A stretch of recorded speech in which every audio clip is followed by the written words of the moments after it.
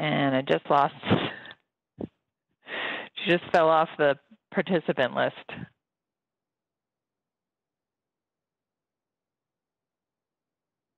Okay, Vice Chair Scheer, would you like to read the emergency declaration on the Dropbox?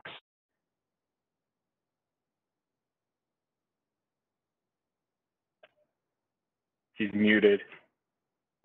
Way to do it again. I got all the way over there. Okay, am I okay now? Yes, I can hear you. Okay, I, Brenda Scheer, Salt Lake City Planning Commission Vice Chair, hereby determine that conducting the Salt Lake City Planning Commission meeting at an anchor location presents a substantial risk to the health and safety of those who may be present at the anchor location. The World Health Organization, the President of the United States, the Governor of Utah, the Salt Lake County Health Department, the Salt Lake County Mayor, and the Mayor of Salt Lake City have all recognized a global pandemic exists related to the new strain of the coronavirus, SARS-CoV-2.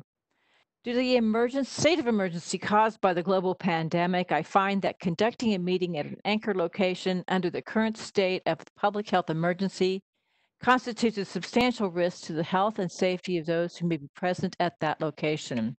Moreover, the City and County building, which is the anchor location for Salt Lake City Planning Commission meetings, is presently closed for regular occupation due to damages sustained during the March 2020 earthquakes. And that is all. Thank you. I don't see that Commissioner Bell has rejoined the meeting. So are you prepared, Commissioner Scheer, to run with the agenda? Yes. Is she there? It's Marlene. I'm helping Adrian get back and get audio. And I just received a text message from Crystal also, so I'm helping them out right now. Okay. A few moments. Okay. Thank you. Molly, is it okay if we just go ahead and wait just a minute to see? I mean, I'll be happy to call.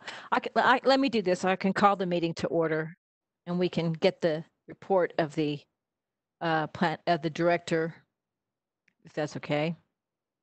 So let's while we wait for those guys to get on. Yeah, Paul, do we have quorum? How many do we have? 1, 2, 3, 4, 5, 6, 7, 8. We have 8 at least. 8. Yeah. We're good. Okay. It looks like Commissioner Bell is back on. Okay, great. I will.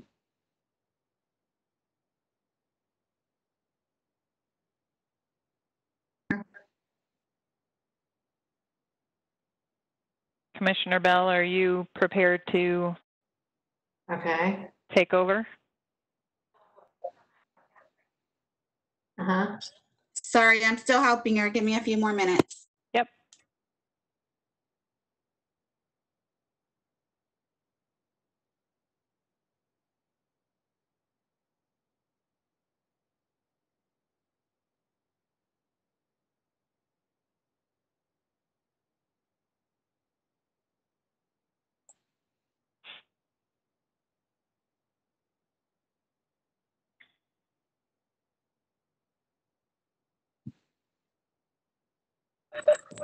Okay, I think we got her back on. I'm here. Sorry. Cool. That was fun. So we just asked Commissioner Scheer to read the emergency declaration about how we don't have a anchor location. Am I supposed to hit record, Nick? You are. Point. I am.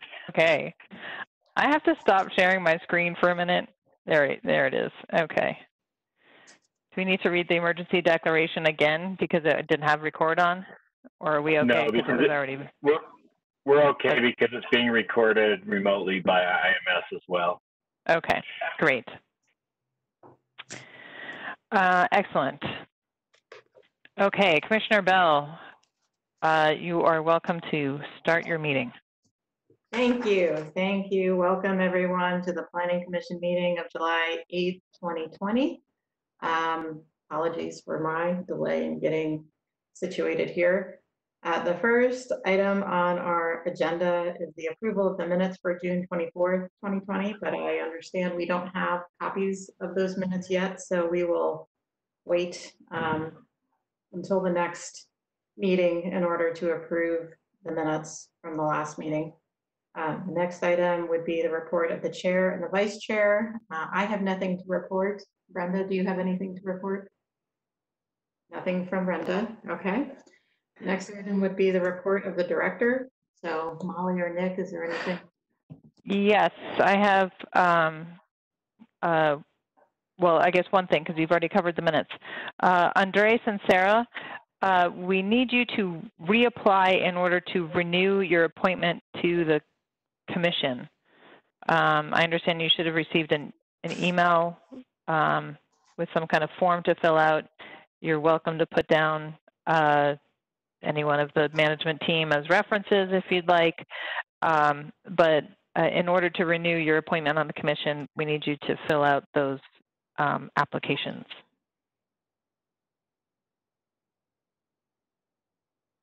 Okay. Can do. Thank you. Thank you. And Sarah's unmuted if she has a chance to weigh in. I got the message. I've been going back and forth, so I'll get that done. Thanks. Cool. Thank you. Okay.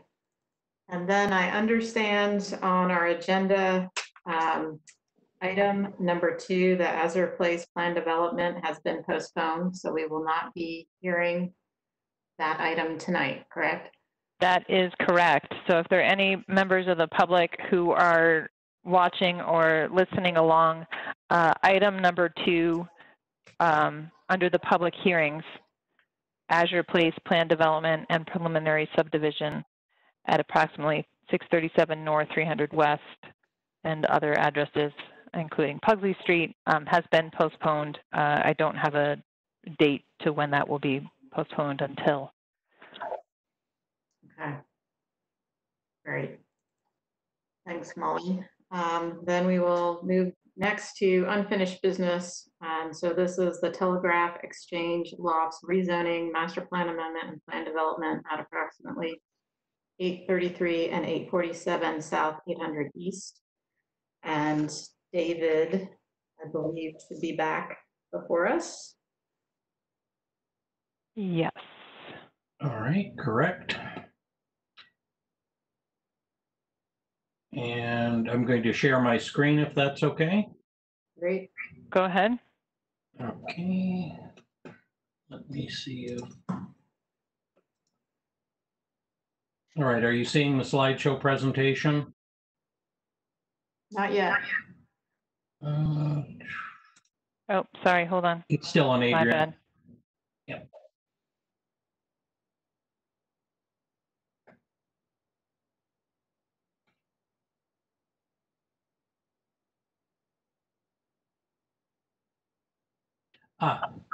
There we go. Share content. Screen 2. All right. Are you seeing that? And hopefully not in the presenter view? Yes, we're good. Yes. Go ahead. Okay, so this is the Telegraph Exchange Loft zoning master plan amendment and plan development. This was previously heard by the Planning Commission on May 27th, and all 3 applications were tabled. Just to recap, 23-unit residential project, 6 units in the renovated Telegraph building, 17 3-story townhome units proposed to be added on site. And there's 2 properties involved, one zoned RMF 45 and one zoned R2, which is single and 2-family residential. And the combined parcel would be 0.79 acres. Again, it is reusing the Telegraph Exchange building, which itself is not a city landmark or protected building, and it is zoned RMF 45.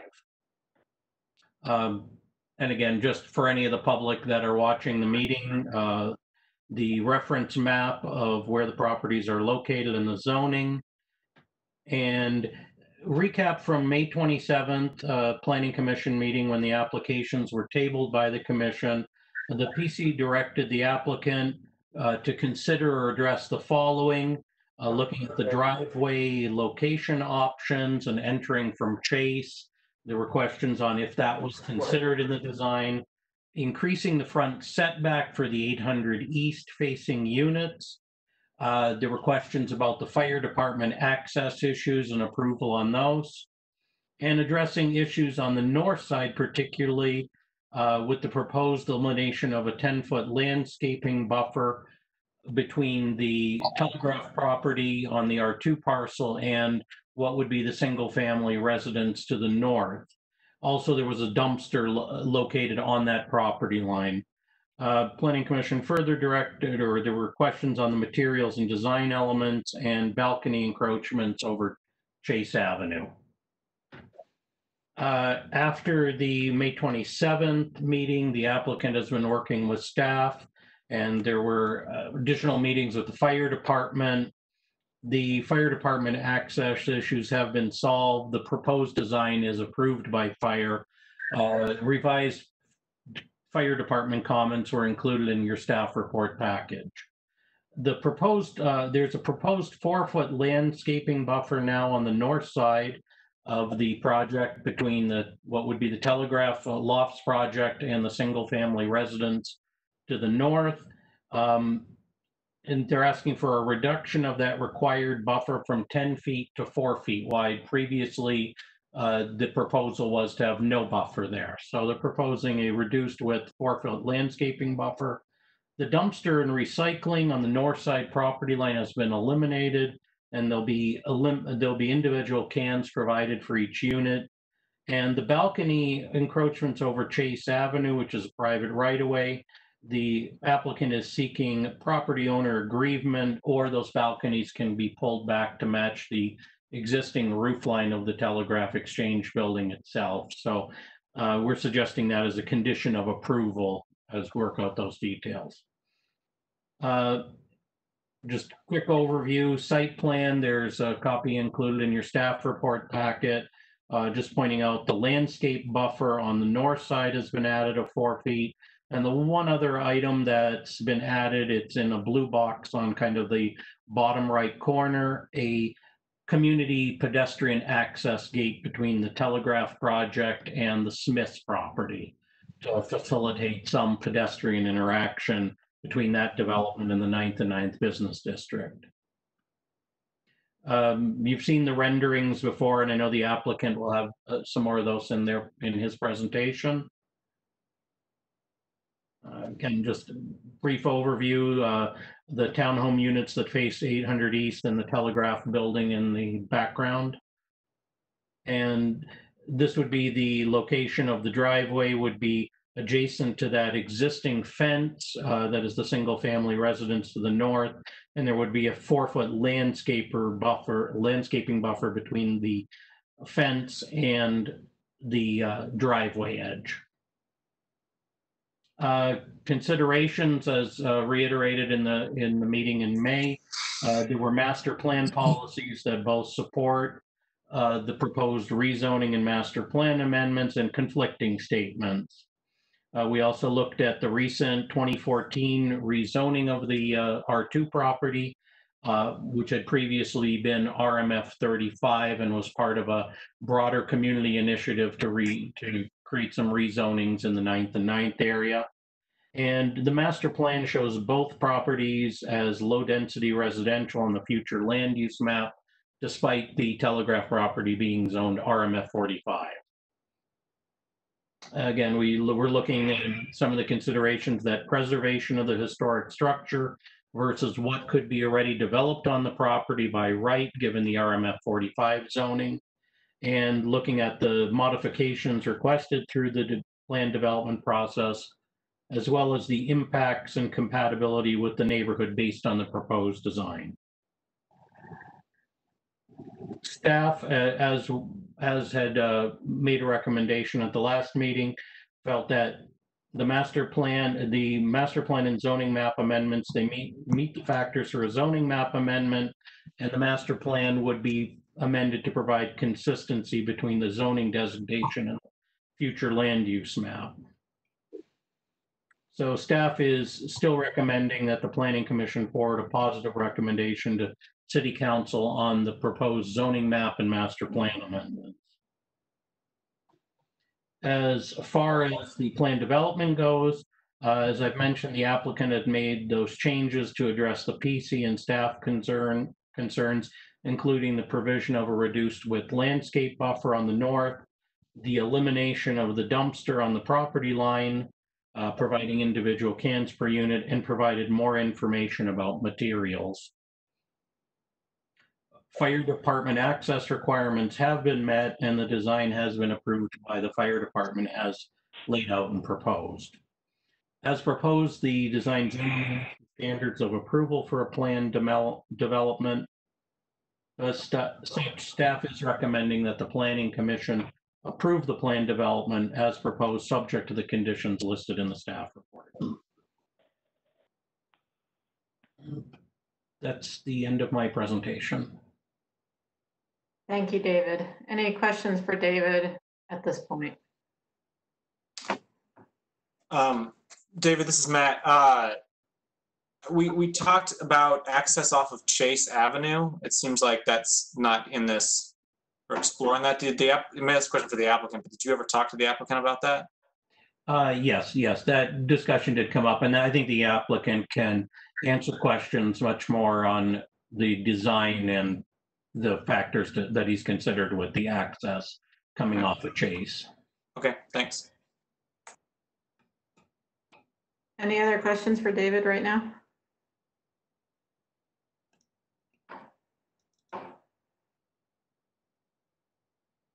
No?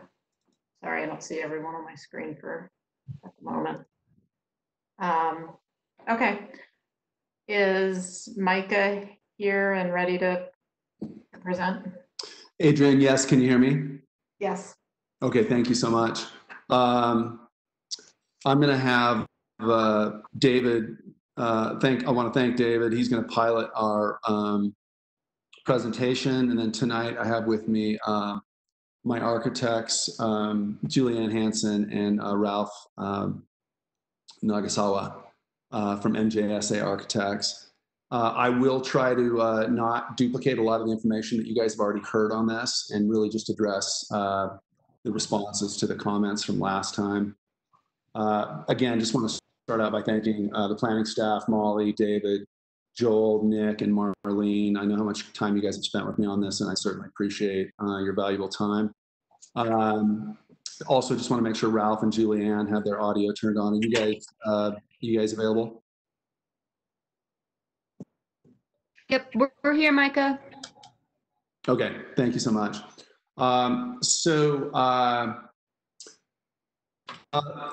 The substantial issue the last time on the planned unit development that we addressed, first of all, was approval with fire. David, can you pilot to the next page, please? Want to stop? Okay, before I get into the changes, last time I told you guys kind of obliquely about the historic nature of the building. Here's some pictures from between 1919 and 1930 of staff members in the building as it was used as the switching station for Salt Lake's main backbone for the new telephone technology. And we're excited to frame a number of these pictures and obviously have it kind of throughout our new development. Really exciting stuff. If you look at some of the outfits and understand that they did not have air conditioning in the middle of the hot summers in Salt Lake, and they were in the building wearing these kind of clothes. It's really pretty amazing. Okay, next slide. Okay, so the changes from the last time, I mentioned the fire approval. We've been working with city fire representatives for over 2 years on this project and have designed a land plan in accordance with the standards set forth. At this time, we have full fire approval of the plan presented in the submittal. Mr. Steve Collette and Ted Itchon have been very helpful in the Salt Lake City fire staff, and we certainly appreciate their assistance. The next issue was the transition on our north property line from the RM45 to just a standard residential neighborhood. We had previously proposed a 20-foot wide side yard setback from the property line. And again, Mr. Gellner showed you that picture of the property line with an 8-foot fence already installed. We were able to compress our common area between the Telegraph building and the townhomes by 4 feet. And in addition to the 20-foot wide setback that we already had, we added a 4-foot landscape buffer. And in an effort to enhance the transition from the townhomes to the single-family residences on the north of the project, we've incorporated this 4-foot landscape buffer. The buffer will be in addition to 20-foot setback, creating an overall side yard setback on the north of the project at 20 feet 4 inches. Our landscape plan for this 149-foot long by 4-foot wide buffer includes a count of 24 kindred spirit columnar oak trees to be planted every 6 feet. These trees will be 1 3/4 to 2 inch caliper and 10 to 14 foot tall at installation. The growth pattern for this tree species is 3 feet per year in height, with a 35 to 40 foot mature height and a 6 to 8 foot wide, 6 to 8 foot width. We believe this planting plan and the 24-foot 4 setback will provide a generous transition to the single-family residential homes. I think it's important to note that with just the current zoning of the R2, there would just be an 8-foot side yard setback on this side required. And so now we're at 24-foot 4. So it's a pretty substantial distance and a nice transition with that landscape plan. Additionally, the noise and potential smells associated with the dumpster at that transition point, we removed that and opted for both refuse and recycling 39-gallon private cans that will be inside our townhome garages. One of the commissioners had mentioned that they'd like to see a gate from the back of the property onto the Smith's parking lot to access the 9th and 9th Business District. While we don't have final approval from the Smith's organization, we have some favorable initial conversations. They like the idea of our residents, approximate 60 residents, being able to walk over and shop at their store. And so we're working out the final details on a gate that would go over there. One of the most important things with the fire approval is that in our initial plan, we had a permanent fire pad on the southwest portion of the land plan that was approximately 40 feet long and 8 feet deep. This would have taken out 2 to 3 historic trees. As part of our fire approval, that has been removed, and you'll note that on the fire plan that all those trees will remain. So that's exciting. Matt Lyon just asked the question about a driveway layout that included a location, another access location off of Chase Avenue. When we started working on this project, the first thing we did was go to all of the homeowners on Chase, inclusive of the Church of Christ that had that commercial building there. And we knew, because that was a private right-of-way, that we needed to get a really solid agreement and support in place from all those landowners. So the current plan in front of you is approved by them. And one of the concerns expressed by the homeowners on Chase, because it is a narrow private street, is parking. We had agreed that in our leases for our project that we would not allow our tenants to park on Chase Avenue, with the exception of obviously the comings and goings of the 10 cars that would be going into the 2-car garages off of Chase. And so as such, that agreement was curated over a long period of time and is in place, and does not include us having an access point and additional traffic on that small private street. So that was one of the central reasons that we didn't change the land plan to adhere with that. And the other one is simply that we would lose at least 2 units in order to do so in the land plan, which obviously is an economic challenge in terms of us being able to justify the adaptive reuse strategy on the historic building. Matt, before I go on to other stuff, I just wanted to offer my architects any additional comments on that topic, because I know it's an important one for you, Matt. So let's make sure we address it. Ralph and Julianne, do you have anything else to say about that? Hi, it's Julianne. Ralph, I think, might be having some difficulties with his audio. He is called in, and his is one of the call-in numbers, and I think that would be the best way to give him voice access. I don't know if we can help him with that. But while we figure that out to address, the third thing about the Chase Avenue access is it's also part of the fire agreement and the fire design and the best way to get fire access to the site. So otherwise we'd be, again, losing more than 2 units to get fire access through the site to create Chase, to create access on Chase, and then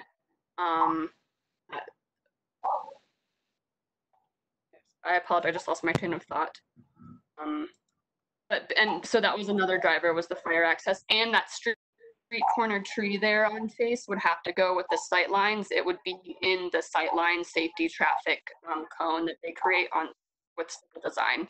So that was a 4th item of not wanting to create extra access on Chase. Okay, Julianne, thank you. I don't know if you can hear me or not. Ralph, we can hear you. Oh, okay. Oh, great. Yes, apologize for the inconvenience. I have to go to my phone. Having audio difficulties here. But we have discussed over the past few years, we've been working on this project for the past maybe about 3 or 4 years now, and we've been in discussion a lot with the fire department, with Ted and John. And with that said, you know, we've come up with several different plans, and the plan that we ended up with serves the best for both parties, for the fire department and for us. And so we felt by putting the additional load on Chase Avenue was a burden, and we couldn't get access to the rest of the units on site. And so they felt that coming in on the north end, they would just come straight in and then hose the south to the south direction, and then they would use Chase Avenue also as access and stop and go northward for the fire access. And we've made accommodations for Ted, and they have signed off on everything. Ralph, I think in addition to that, it's important to note that we currently have 2 historic curb cuts on our property that go onto 8th East, and the proposed plan reduces one of those to a single curb cut. And so that's another important point. Okay, so the next issue was this balcony encroachment. You'll see on the south side of the historic building, we're proposing these balconies project out just as a relief from a long, flat brick wall. And the current proposal has the encroachment of those balconies matching the encroachment of the historic Telegraph roof line on the top. And it was just one of the details we did not include in our agreement with the Chase landowners. So if our approval tonight basically says that we have to show that detail added to the Chase land agreement, we'd be more than happy to do so. And if in fact we do have to lose that protrusion, i.e. pull it back farther than the existing encroachment of the Telegraph roof line, it's really not a substantial impediment to our project. We'd be happy to do it. We just wanted to provide it as a flat wall. Yeah, Micah, we don't encroach onto Chase at all. And I apologize if the graphics were confusing, but the project has never encroached on Chase. The balconies are at the property line. And then the building foundation is set 4 feet back from the property line. So that might have just been a graphic problem, and I hope we cleared that up in this latest exhibit that we submitted. Oh, Julianne, just a correction. We're talking about the balconies on the Telegraph building, not on the townhomes. Oh, my apologies. Yeah. Yeah, Okay. that's correct, Micah. Okay. So I know there were some other comments about setbacks, and I think our group will respond to those as commissioners pose those questions. We've provided a pretty deep narrative in the updated memo, and so I'll refrain from really getting into the weeds on that. I think in summary, you know, we feel like this project is a substantial enhancement to the community. It provides for its own parking load, while at the same time creating a highly walkable community and bikeable community that will be supporting local businesses and economic development in the 9th and 9th area. And so with that, I don't think we need to go through the entire presentation again, which the commissioners have already seen. And we're open for any and all questions that you have. Thank you. Thank you, Micah and your team. Are there questions for the applicant at this point? Yeah, I have a question. Go ahead, Brenda. So it appears to me that the 4-foot additional landscaping or the 4-foot landscaping buffer, where is that coming from? I mean, you didn't move the buildings. Brent, we did move the buildings. We decreased our common area between the townhomes and the historic building. Because the graphic shows that, and maybe this is wrong, but the site planning graphic shows that there's, it's really hard to tell. So you did move the building. You changed the, Yeah, we changed the open moved spaces. townhouses. We moved the townhouses 4 feet down. Okay, thank you. That helps. Thank you.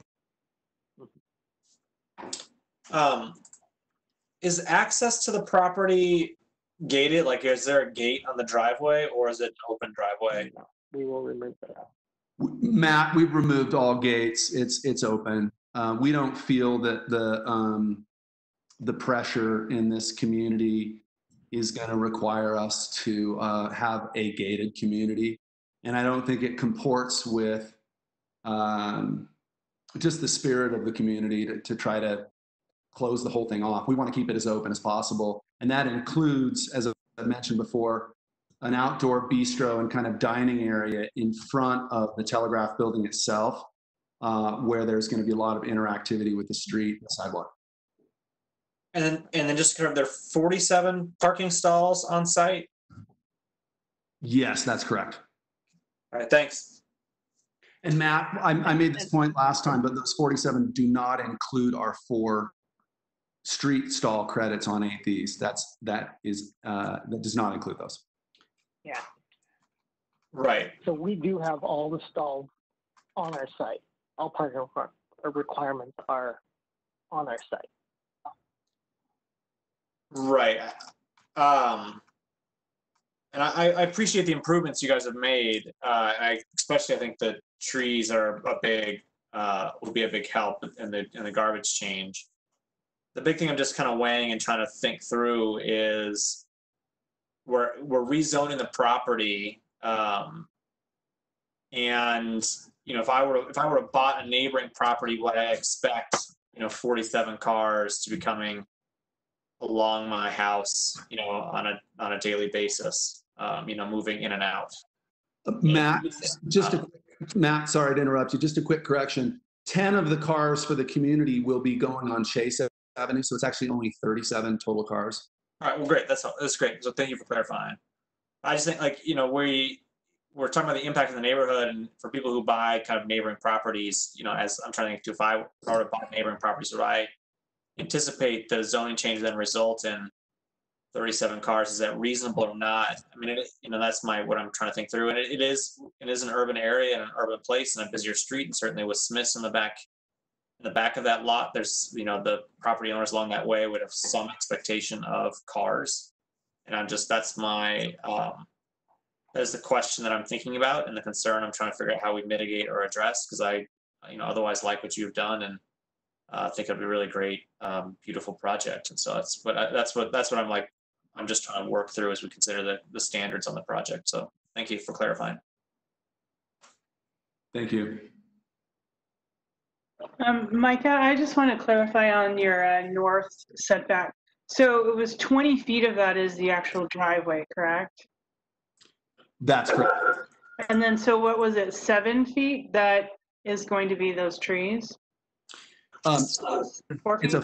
It's a 4-foot landscape buffer, but it's aggressively planted. Okay, I just wanted to clarify. The graphic is a little hard to read in the Dropbox, so I wanted to make sure I had that right. And then in terms of the trash pickup, with each unit having its own bin, is the thought that everyone wheels their bins out to the street for the city to pick up, or how are you handling that now? Adrian, that's a really good question. We spoke with our waste management company and negotiated a protocol where our tenants on trash day would simply roll them to the back of their garages, and the trash truck would manually roll them to our drive aisle for disposal, and then they would exit.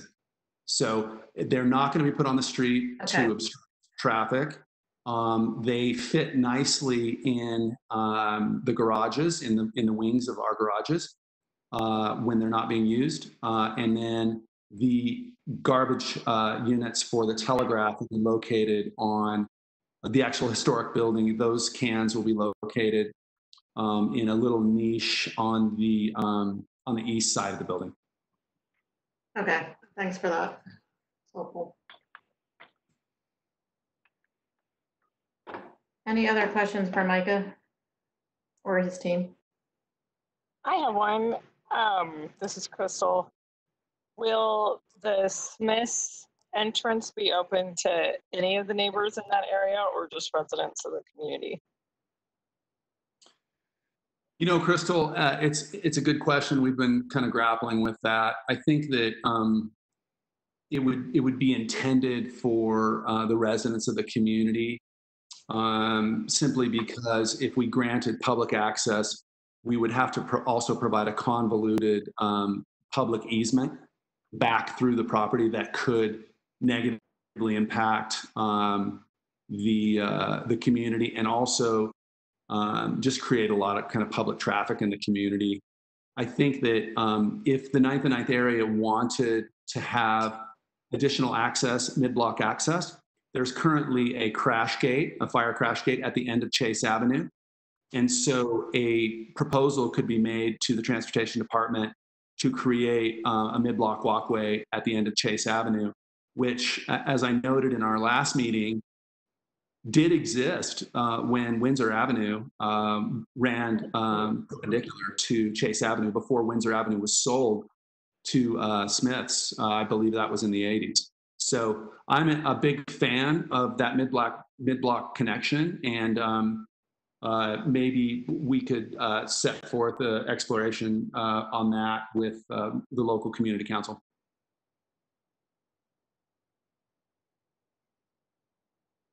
Okay. Can I ask another question? Sure. I think it'd be a much stronger project with the Telegraph building if it fit the design of that neighborhood a little bit better, the visual character of the neighborhood. Is that something you looked at or are open to? So just to clarify, are you commenting on the aggressive modernism of the 3-story townhomes versus the historic building? Yes. and Okay. the older homes on the street? Yeah, it's a good question, Crystal. You know, it's interesting because, you know, these 3-story modern townhomes or they call them kind of slot developments, are kind of being approved all over the city, both on the east side and the west side. And they're being approved in communities with existing housing stock, whether it's, you know, Victorian crosswings, 2 stories, you know, California bungalows, or, you know, traditional kind of sugar house bungalows. So if you look to the north, our contiguous property, there was a home that was torn down and rebuilt, and it was kind of parcel with our architectural vernacular, this modernism. And so we feel like we're matching more the character of that new house, and we're also contributing to a pattern of development that's really already happening, you know, throughout the city. Additionally, I think it's important to note that there is no kind of thoroughbred style on 8th East that fronts 8th East.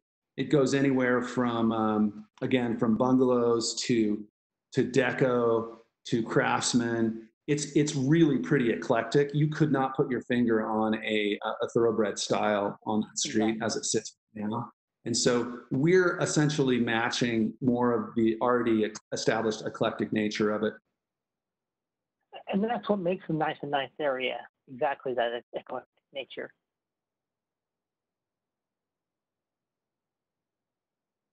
Crystal, does that answer your question? I want to make sure I address that. It does.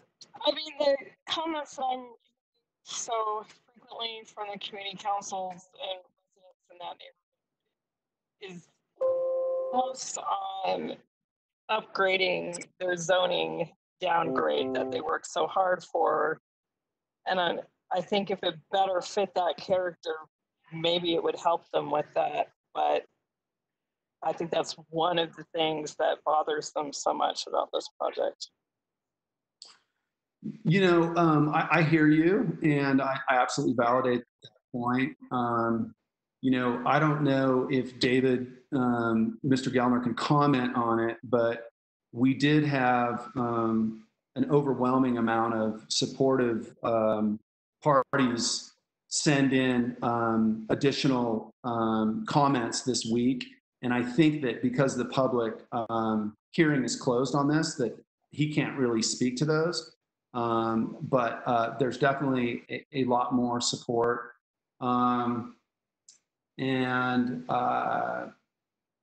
other thing that I think is important that I mentioned last time is that, yes, we are asking to rezone the previous, the 833 parcel. We're asking it to match the RM45 of the Telegraph Exchange parcel.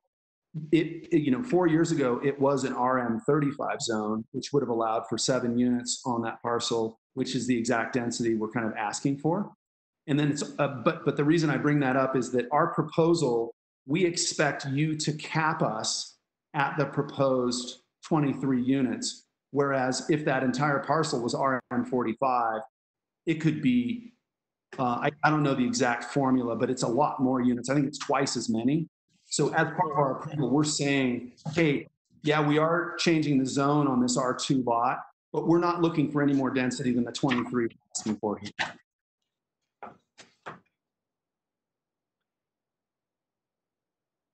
Okay. Yeah, Thank this you. is, And also, this is John. I would just jump in and say, I think the issues that I had last time have kind of all been addressed, and I just want to kind of say when you try to match a style of a neighborhood, a lot of times it comes off kind of fake and cookie cutter. And I think having a new style for a new building is, as long as it does take a nod to the neighborhood, which I feel this development is doing, I think that that's an appropriate development. I think it gets to be a little bit difficult when you try to match something that's older or more historic. We just built things differently back then, and you're never going to get something that feels that way. So that's just something I want to throw out there as a design kind of aesthetic. It's better to kind of do something new in a new way that fits the neighborhood. So that's all.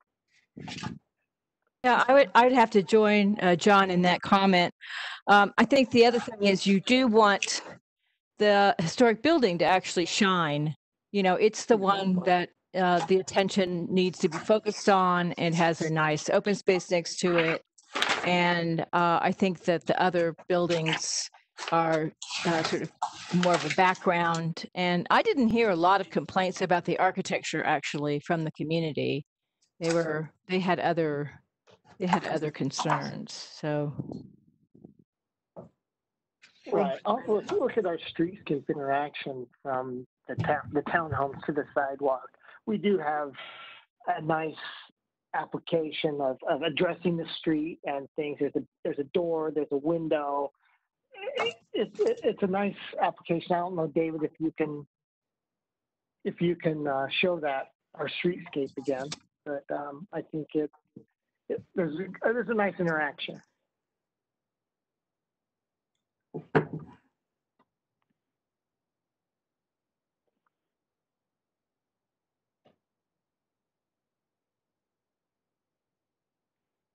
Any other questions for the applicant or his team? Or Matt? I can pull that up.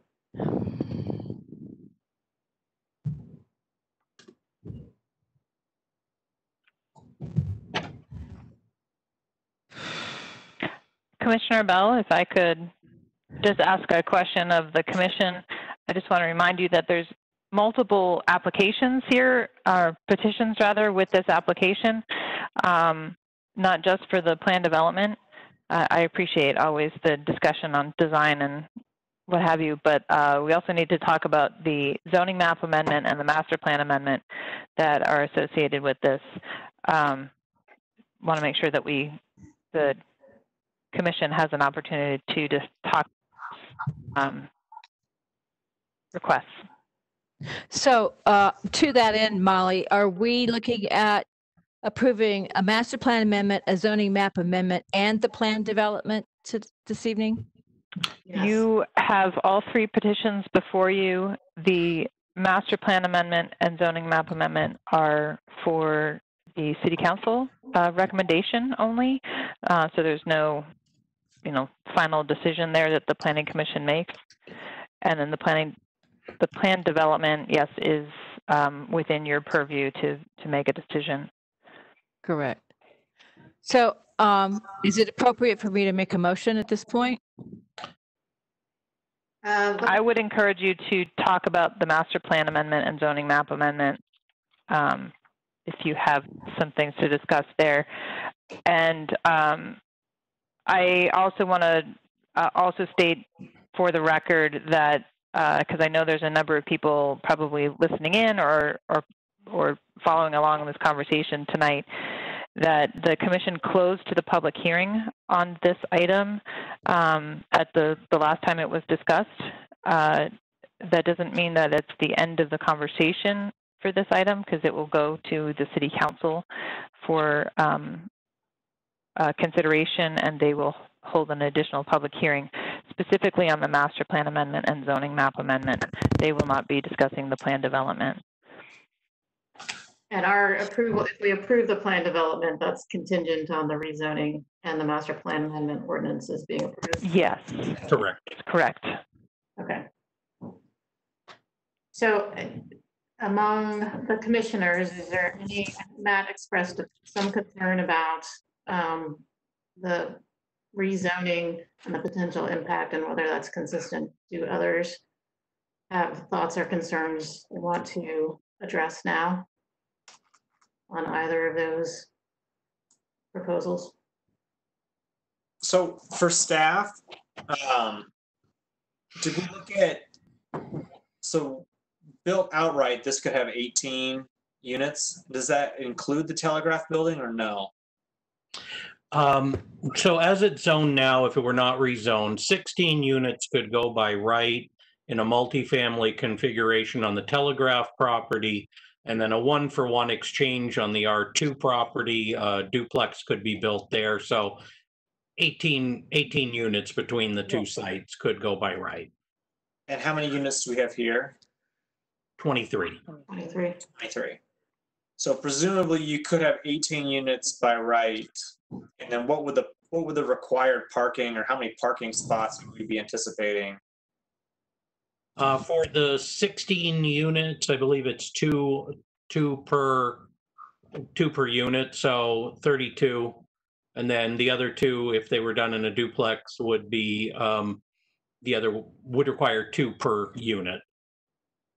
So it's about the same level of parking or traffic that would be moving around in these two lots, even if we're doing it by right versus a rezone. Is that what you're telling me? Correct. Similar impact. So it's not like the reconfiguration, although I really wish they did this, it had a second route off Chase to minimize the impact to the neighbor to the north. But it's not like there's necessarily more cars that are going to be going in and out and moving around those two properties that couldn't be done by right if they built it forward, if they built within the current zoning. Is that a correct statement?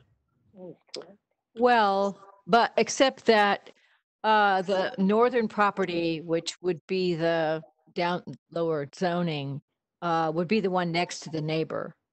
So that would only have 2 cars on that property, on that lot. Could they use part of that lower zoning as for parking on that new lot, or no? No. No. So it'd be 4 cars on that Right. lot instead of 38 or 35 cars they're going in. Correct. And I think that's one of the reasons why the neighborhood plan actually called for a down zone on that parcel to begin with. However, I am concerned that if we don't approve something like this, if we stick to the as of right, that the Telegraph Lofts building will be lost. Because the as of right that we're talking about means that that building gets torn down. Yeah, I would agree. And I think when you look at sustainability, one of the more sustainable things is to reuse a building than to just tear it and send it to the dump. So I think if you look at the full context of the site with the Smiths behind the building, and you look at the corner lot and just the adjacencies, I think it makes a lot of sense for this lot specifically to continue with this kind of programming. Whereas if this were somewhere else in the neighborhood, it wouldn't make sense. But I feel like this is a good use and reuse of the property. Those are my thoughts on that. Yeah, I think I agree with both John and Brenda on this point. I think that building is a real anchor on that block, and it would be a big loss if it were torn down. But that's my opinion on that. And I think the overall impact on the property immediately to the north, I agree that's that property might be bearing more of a burden due to the car traffic, but I think it's mitigated with the buffer and the proposed tree planting and the elimination of the dumpster.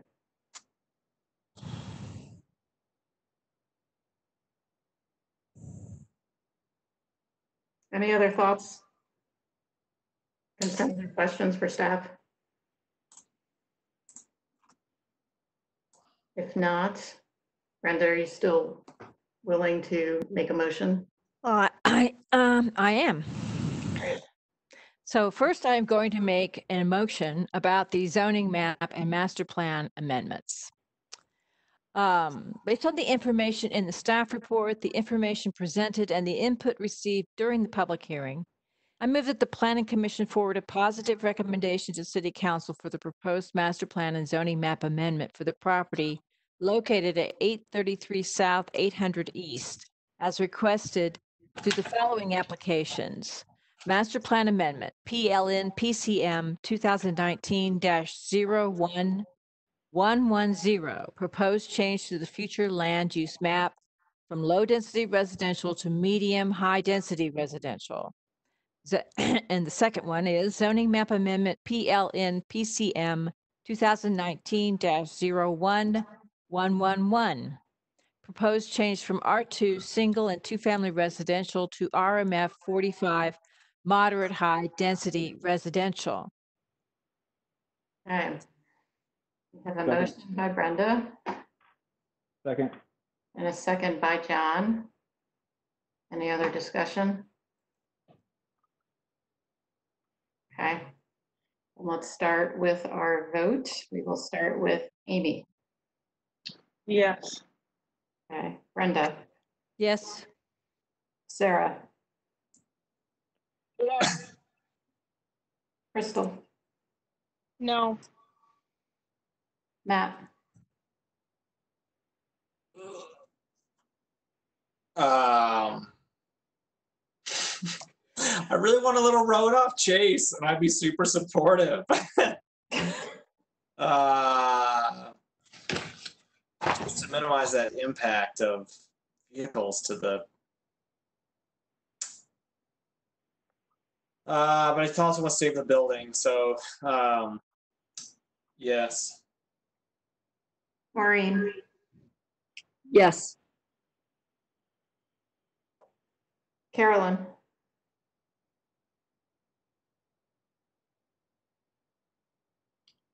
I think you're muted, Carolyn.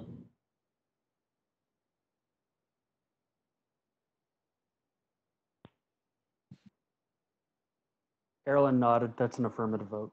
Okay. Thank you. And John. Yes. Okay. 7 in favor, 1 opposed. Motion passes. Make a positive recommendation to the City Council. Again, the City Council will hold a separate public hearing on this item when it goes, when it's scheduled on their agenda. So there will be another opportunity for members of the public to provide input and comment directly to the City Council. Okay, moving on to the second motion. Just a comment, this is Andres. My name wasn't called, but I will also vote no. I'm so sorry. That's fine. You're absolutely fine. But I vote yes as well. Okay, sorry, 8-1. Okay, now on the planned development.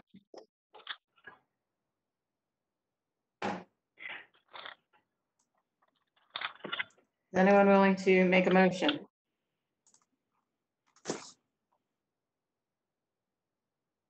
Brenda, you're muted.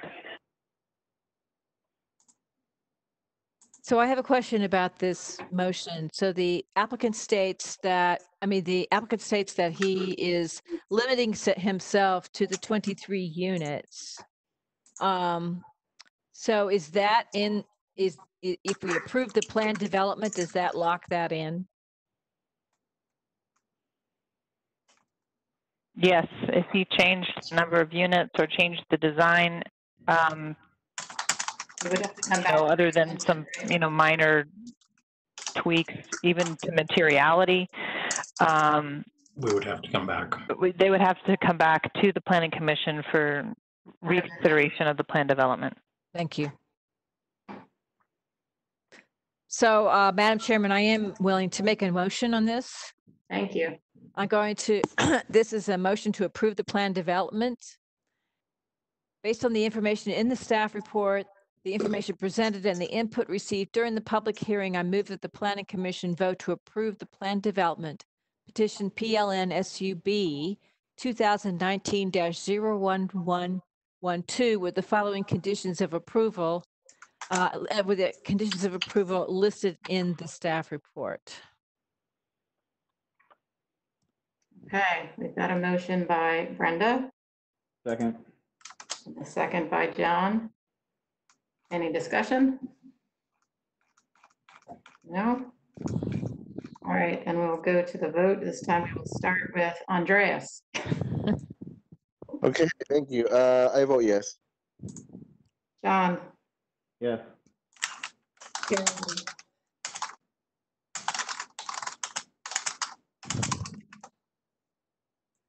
Sorry, did Carolyn nod? I don't see her on my screen. She's nodding, yes. Okay, thank you. Maureen. Yes. Matt. Yes. Crystal. No. Sarah. Yes. Brenda, Yes. and Amy. Yes. Okay, got 8 in favor, 1 opposed, motion passes. Did we Again, get Andres that time? I'm sorry? Yes. Yes, we did. And that is contingent upon the city council approving both the rezoning and the master plan. Okay, moving on. If you can just give me a minute to get all the right people on and off the. Yep. Yes, that is perfectly fine.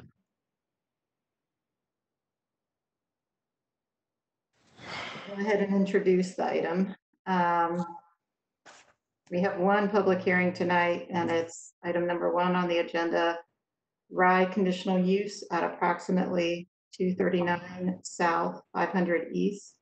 This is case number PLN PCN 2020-00321. And we will hear a presentation from Mayara when Molly gets everything set up.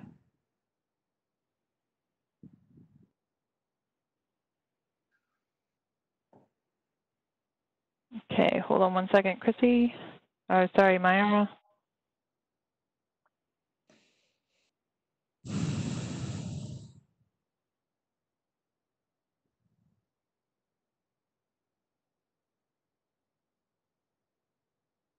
Okay, to be all set to present, Mayara. Okay, let me share my screen.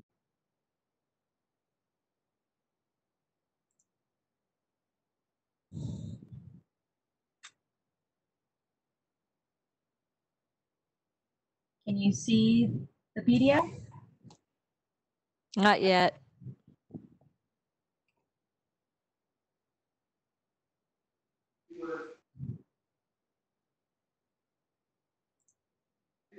Is it working?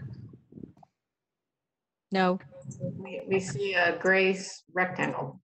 There it goes. Okay. All right, so this is a request to allow a bar establishment in an existing restaurant at 239 South 500 East.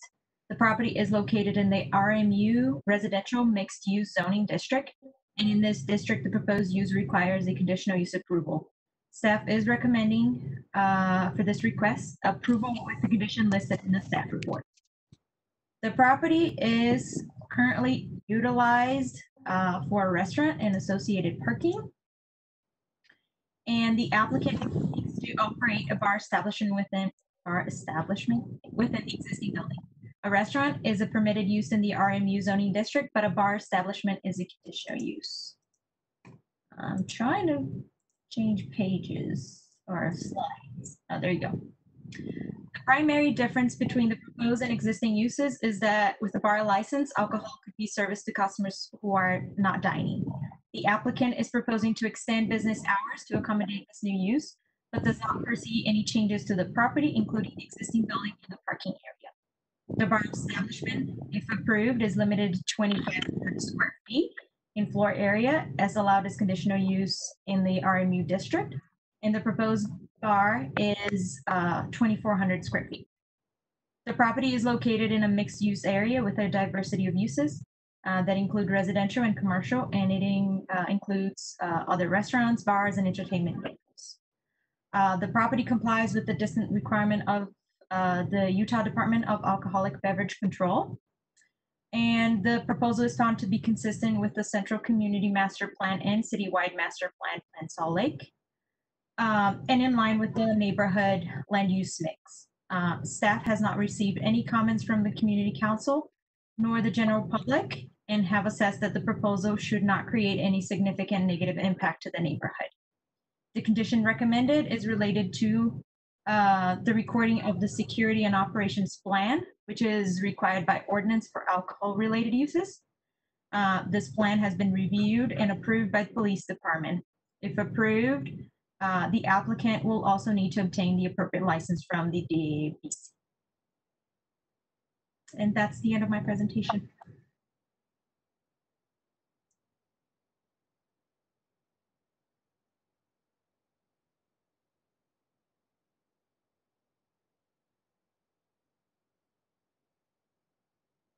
And from the applicant side, we have Lance Saunders and Will Sartain. Hi, everybody. Thanks for having us. Hi, everyone. So at this point, do we need to expound any further on what we're interested in doing, or are there questions? You have a few minutes to, sorry, Adrian, I muted you because there was a lot of extra sound coming in from somewhere. You have 10 minutes if you want to make your case. If you're comfortable with the way staff has presented things, then you don't have to say anything, but certainly stick around to answer questions if the commission has questions. Okay. Lance, you want to go ahead? Yeah, well, about 4 years ago, we applied for the same conditional use permit and it was granted, and we didn't use it, obviously, so that's why we're coming back again and asking for it a second time. So it's really nothing new, and that's about it. Yeah. Will? Yeah, we've been running businesses in Salt Lake City for about 12 years, and we feel coming out of the pandemic, it will be very, very difficult for us to continue as a restaurant space. A bar is something we've always considered next to our other business, Urban Lounge, as a nice complementary business. We take things very seriously, like noise, any sort of property maintenance, and keeping the neighborhood nice. And yeah, any questions or concerns, we're happy to answer. All right, thank you. Any questions for the applicant? Yeah, what is the use of the property in the rear of your building, on the other side of the fence from your building? Do you know? I believe there's an office space, Lance, is that right? I think it's just an office space, yeah. Okay. Thank you. Any other questions? No?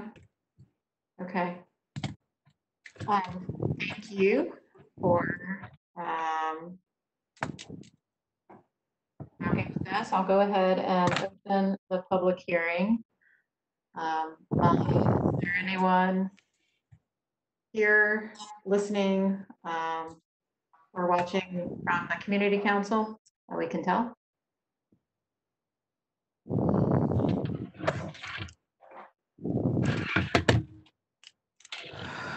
Or Nick or Molly? This is Nick. We have not received any emails regarding this item. And is there? I see one hand raised in the attendee list. Zachary Dussault. Hi. Just before I start, I think someone's mic's like getting some interference from someone's mic. Got it. So yeah, Zachary Dussault, in favor of the application. I mean, it's not changing anything about the building, just the hours and what the state's laws says they can do with that all. So I see no reason to deny it. Thanks. Thanks, Zach. Is there anyone else raising a hand indicating an interest in speaking? Sorry, I'm shaking my head. My video's not on. No, there's no one else that's indicated that they wish to speak. Okay, thank you, Molly. I'll go ahead and close the public hearing. I'll bring the discussion back to the commission. Any other comments, questions for staff or the applicant among the commission, or is anyone willing to make a motion? Madam Chair, I'll make a motion. Thank you. Based on the information listed in the staff report, the information presented, and the input received during the public hearing, I move that the commission approve the request for a conditional use for a bar establishment at 239 South, 500 East, as presented in petition PLN PCM 2020-00321, with the condition listed in the staff report. Okay. Got a motion by Cindy?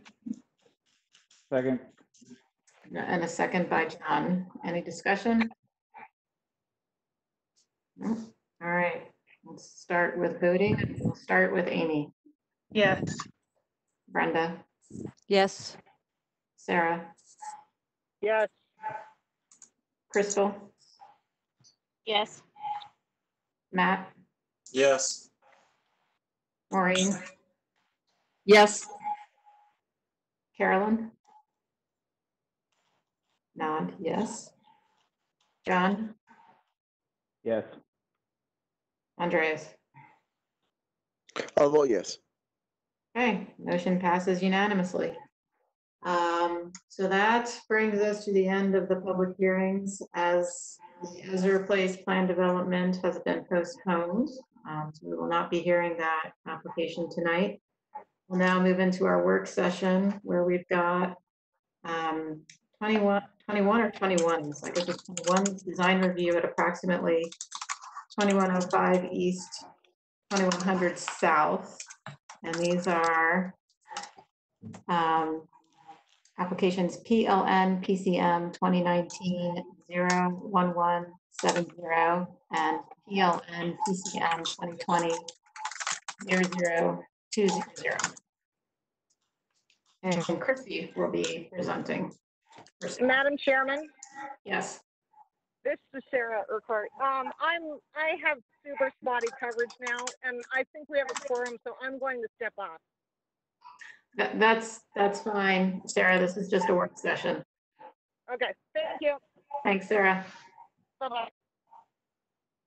Okay, can you see my screen? Yes, thank you. Okay. So good evening. The purpose of this work session is for the Planning Commission to provide direction to the applicant so they can finalize their proposal and bring the application back to the Planning Commission for a final decision. Additionally, because this is a larger development project and one of the first major redevelopments in the 21st and 21st neighborhood plan area, we wanted to briefly go over the details with you before diving into a public hearing. With that, I will briefly introduce the project, and the applicant has also prepared a presentation for you. So Rockworth Companies and AE Erbia are requesting design review and special exception approval to construct a mixed-use development at approximately 2100 South and 2100 East on the northeast corner, which is zoned Seabee Community Business District. Multiple parcels that exist at the location will be consolidated if the proposal is to be approved. For orientation, this is the site. We have the Blue Plate Diner here. Dilworth Elementary is north of the site, and there's the Drycleaner as well on the site. The proposed project consists of two buildings, a north and a south building. The north building is 3 stories and includes 77 housing units, while the south building includes approximately 21,000 square feet of retail space on the ground floor and a second story of 31 housing units. It includes 3 outdoor seating areas, which are at both ends of the building and then in the middle.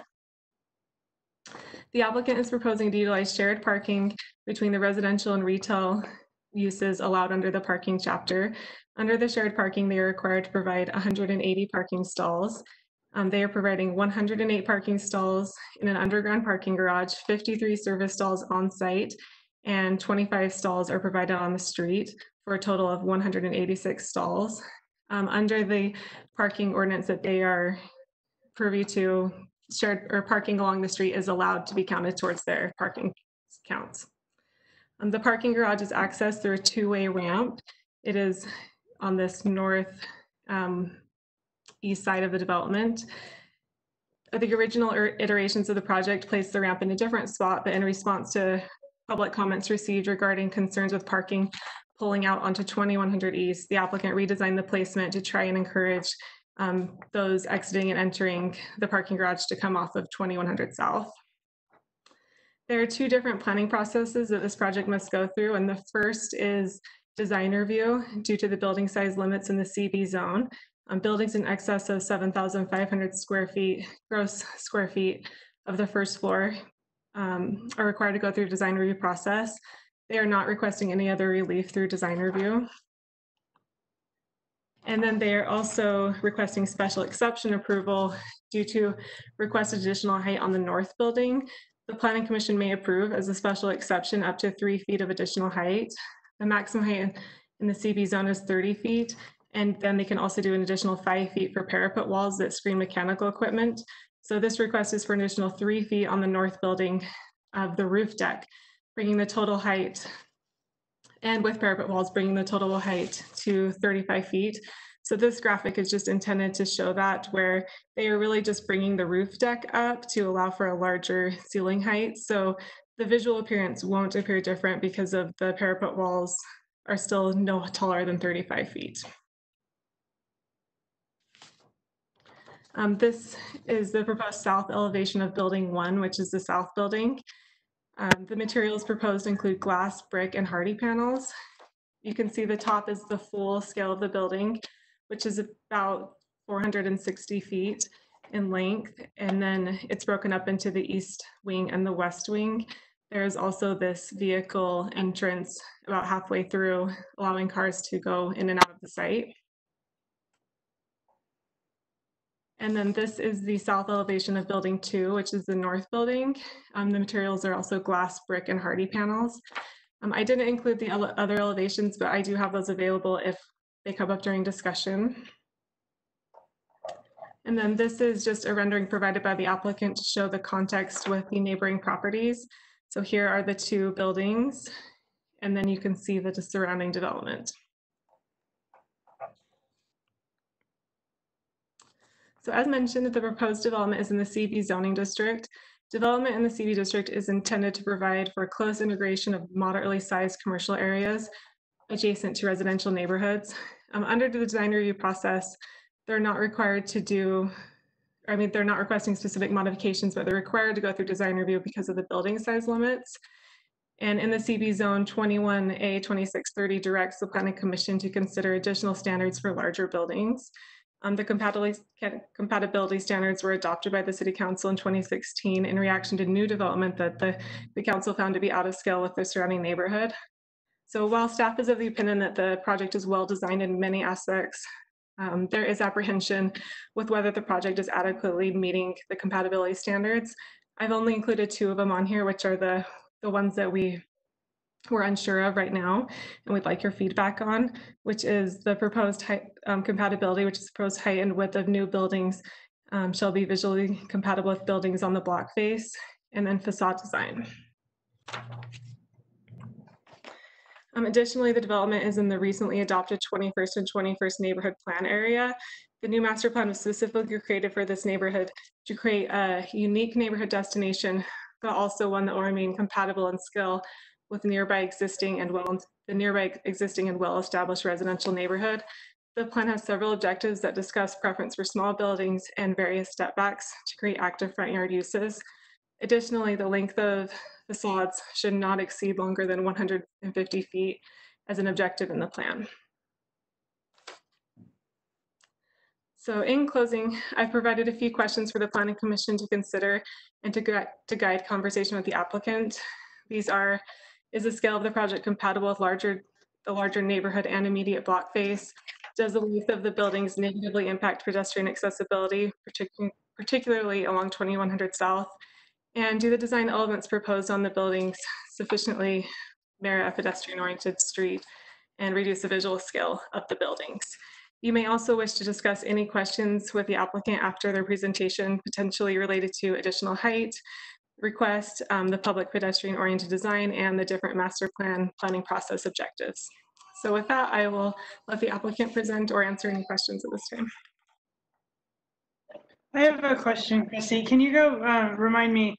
So the length of the building on 2100 South for the south building is 400 feet? 400 what feet?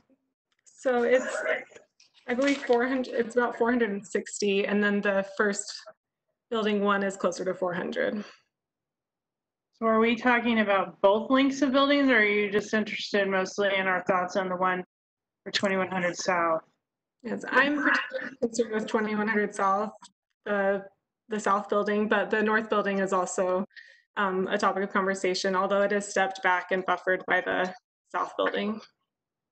So remind me then, because now they acquired Blue Plate in that property. So then is the property just adjacent north? Is that other condo apartment building? Yeah, I can go to this. If you can see on this graphic, there's the condo building. Okay, I just had to orient my memory. And then what is the 21st and 21st small area plan say about you have 150 feet length in there, and then is it just broken up by design, or is it supposed to be broken up by another building, or does the small area plan talk about that? It talks about a preference for smaller buildings, but then it goes over it for larger buildings. They should have various setbacks and active front yard uses to facilitate pedestrian interest, as well as varied building materials to give the appearance of multiple buildings. Okay, thank you.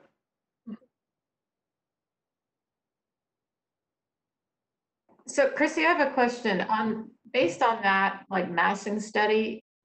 It's one continuous building, but based on what's our figure 2, the site plan, it looks like there's a break. Is there a break in that 2100 South building or no? Yes, there is a vehicle break right here on the ground floor. And I'll go to the elevation of that. So you can see there's a vehicle break right here, if you can see my mouse. But then it's connected on the top. Oh, okay. So it's basically just like a drive-through and the building traverses over the driveway. Is that right? Yes. Okay. So Chrissy, I can't see your mouse. Is this the vehicle break where it's more of a darker brown? Yeah, there's right here. It's the third block in. Okay, thank you. And then right there. Oh, it wasn't what I thought. So thank you. Mm-hmm. Okay. Any other questions for Chrissy right now? No? Okay. So we have the applicant here. Yes. Tom Henry. Yes. Hello, this is Tom Henroyd from Rockworth Companies, representing Mossberg LLC. We have a few representatives here. We've got from our company, Adam Davis is here, Sarah Lakomsky, Brian Cheney from Cheney Law Group, and our architect, Ryan Makoviak, is also here to answer questions. We appreciate the opportunity to hear the concerns of the Planning Commission. We appreciate Chrissy. She's done a fantastic job of describing the project. So is it possible, Chrissy, I haven't used this WebEx, share content, is that? Yes, I just gave you the presenter privileges. So you'll just look on the bottom of the screen and hover, and there is a shared content button. Okay. I think, let's see. Yeah, it looks like that worked. So are you looking at photographs of the existing Blue Plate Diner and 2121 Coffee? Yes. Okay. Well, so this begins our brief presentation. We just wanted to show existing conditions to those of you who might not be familiar with the Blue Plate Diner and the 2121 Coffee Corner. So much of the public comment that we received in working through the Sugar House Community Council process, talking with planning staff, it had to do with safety. I think it had to do with traffic, it had to do with parking and safety. And one of the things that we wanted to bring up, just in these two photos that you can see, if you're familiar with the site, the uses are quite dilapidated. They've outlived their useful life in our estimation. And we're excited at the prospect of turning over the site and providing the things that the small area plan asks for. One of the ways that we plan on doing that is eliminating, I believe we have 6 different vehicular access points on the parcel. And you're looking at 2 of them right here in this view. You're seeing one right, both of these right near the corner, 2100 South and 2100 East. Both of those would be eliminated. Additionally, part of this addressing the safety concern, if I move slides, this is a view looking at the northeast corner. Again, addressing what we believe to be the biggest concerns, which are traffic, mostly pedestrian traffic as it relates to Dilworth Elementary School and those students. getting to and from school. We've tried to address these concerns in 3 ways since we've talked. The first of which is on the corner, we're trying to create a nice landing area and also a great place for pedestrians, people who are patronizing the site and just passers-by, to give them a great opportunity to enjoy a gathering place. The sidewalk here at this location is approximately 18 feet wide with an additional 5 feet up above that retaining wall that you're seeing, which directly accesses those retail storefronts. So a really nice wide sidewalk giving a great opportunity for anyone that's passing by, certainly including students that are walking to Dilworth. The other thing that we've done to address this corner and also create, again, a safer, larger landing area is we've inverted that building corner on the main level. And you can see that with the woman depicted with her child up there. Just, again, more room, more area to spread out and get people off of the street just to create a little bit more safety. So those are a couple quick ways that we've tried to address safety on the corner. Chrissy mentioned, I'm going to move to the site plan. Chrissy mentioned briefly this additional issue, and that represents the ramp. I don't know if you can see that magnifying glass that I'm using, but that represents the ramp both in and out to the parking structure that I'll show you in the next slide for all of the residents that are proposed to live here.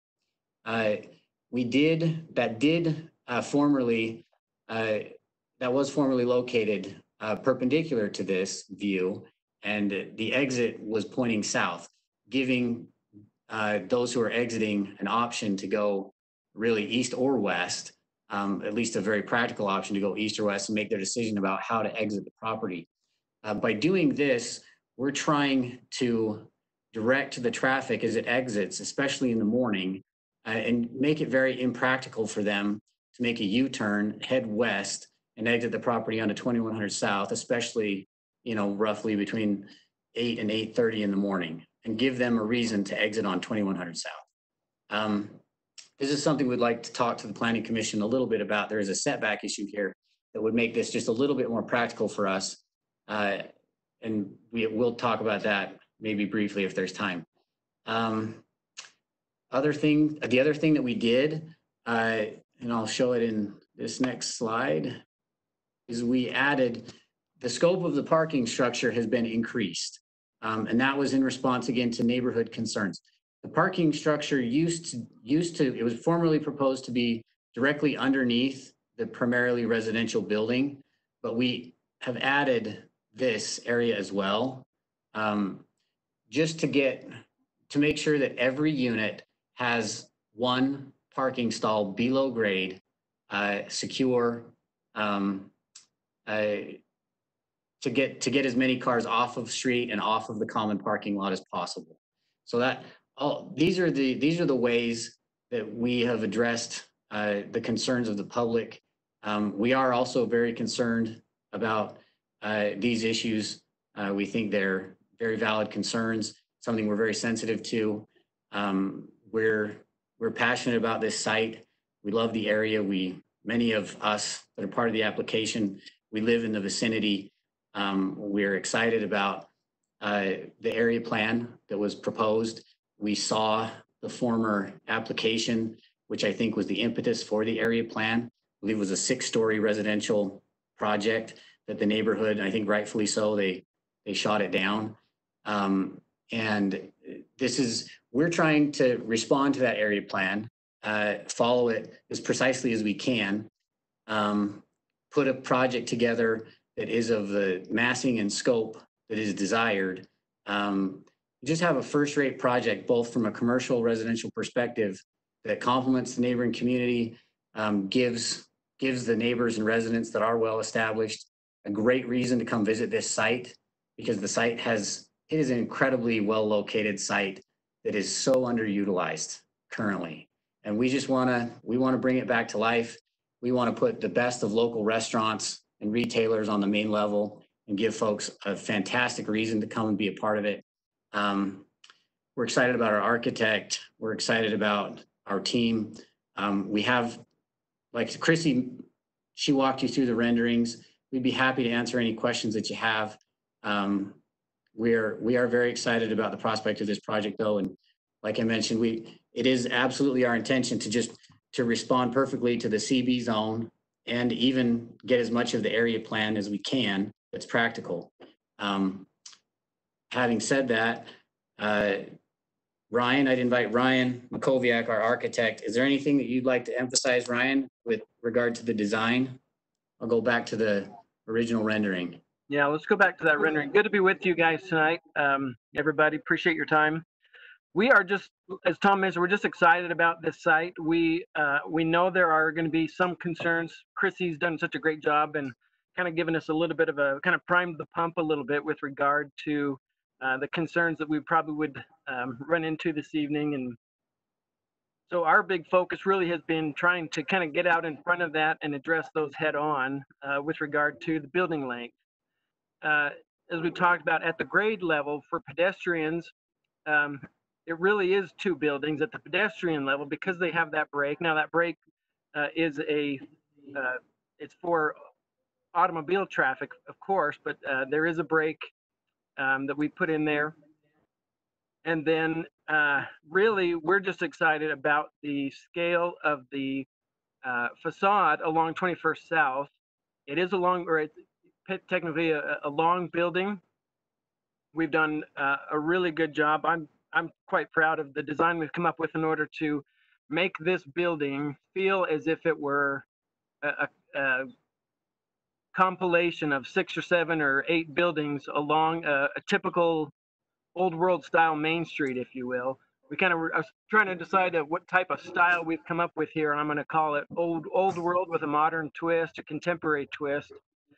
We've changed our material palettes every few bays at that retail level. We've changed our color palettes, and I'm just hoping you guys like this design as much as we do. We're just really excited about this project. This is Tom again. I just wanted to mention also, I'm going to go back to this main level site plan. It was mentioned that this pass through, it is vehicular, certainly, but it's also pedestrian. And another thing to mention, one reason why we do like the underpass and the bridging of the building with the second level is it does give us this opportunity to create outdoor spaces, both covered outdoor spaces. We have 2 outdoor spaces for outdoor dining. This one here, which we think will be a fantastic outdoor dining area for a restaurant to come and occupy that space right there. And again, pedestrian access on both sides. And then also this location over here. This is also covered outdoor dining. And again, we have another one over here. This one is uncovered though. But I do think this will still be really effective outdoor dining, shaded in the evening.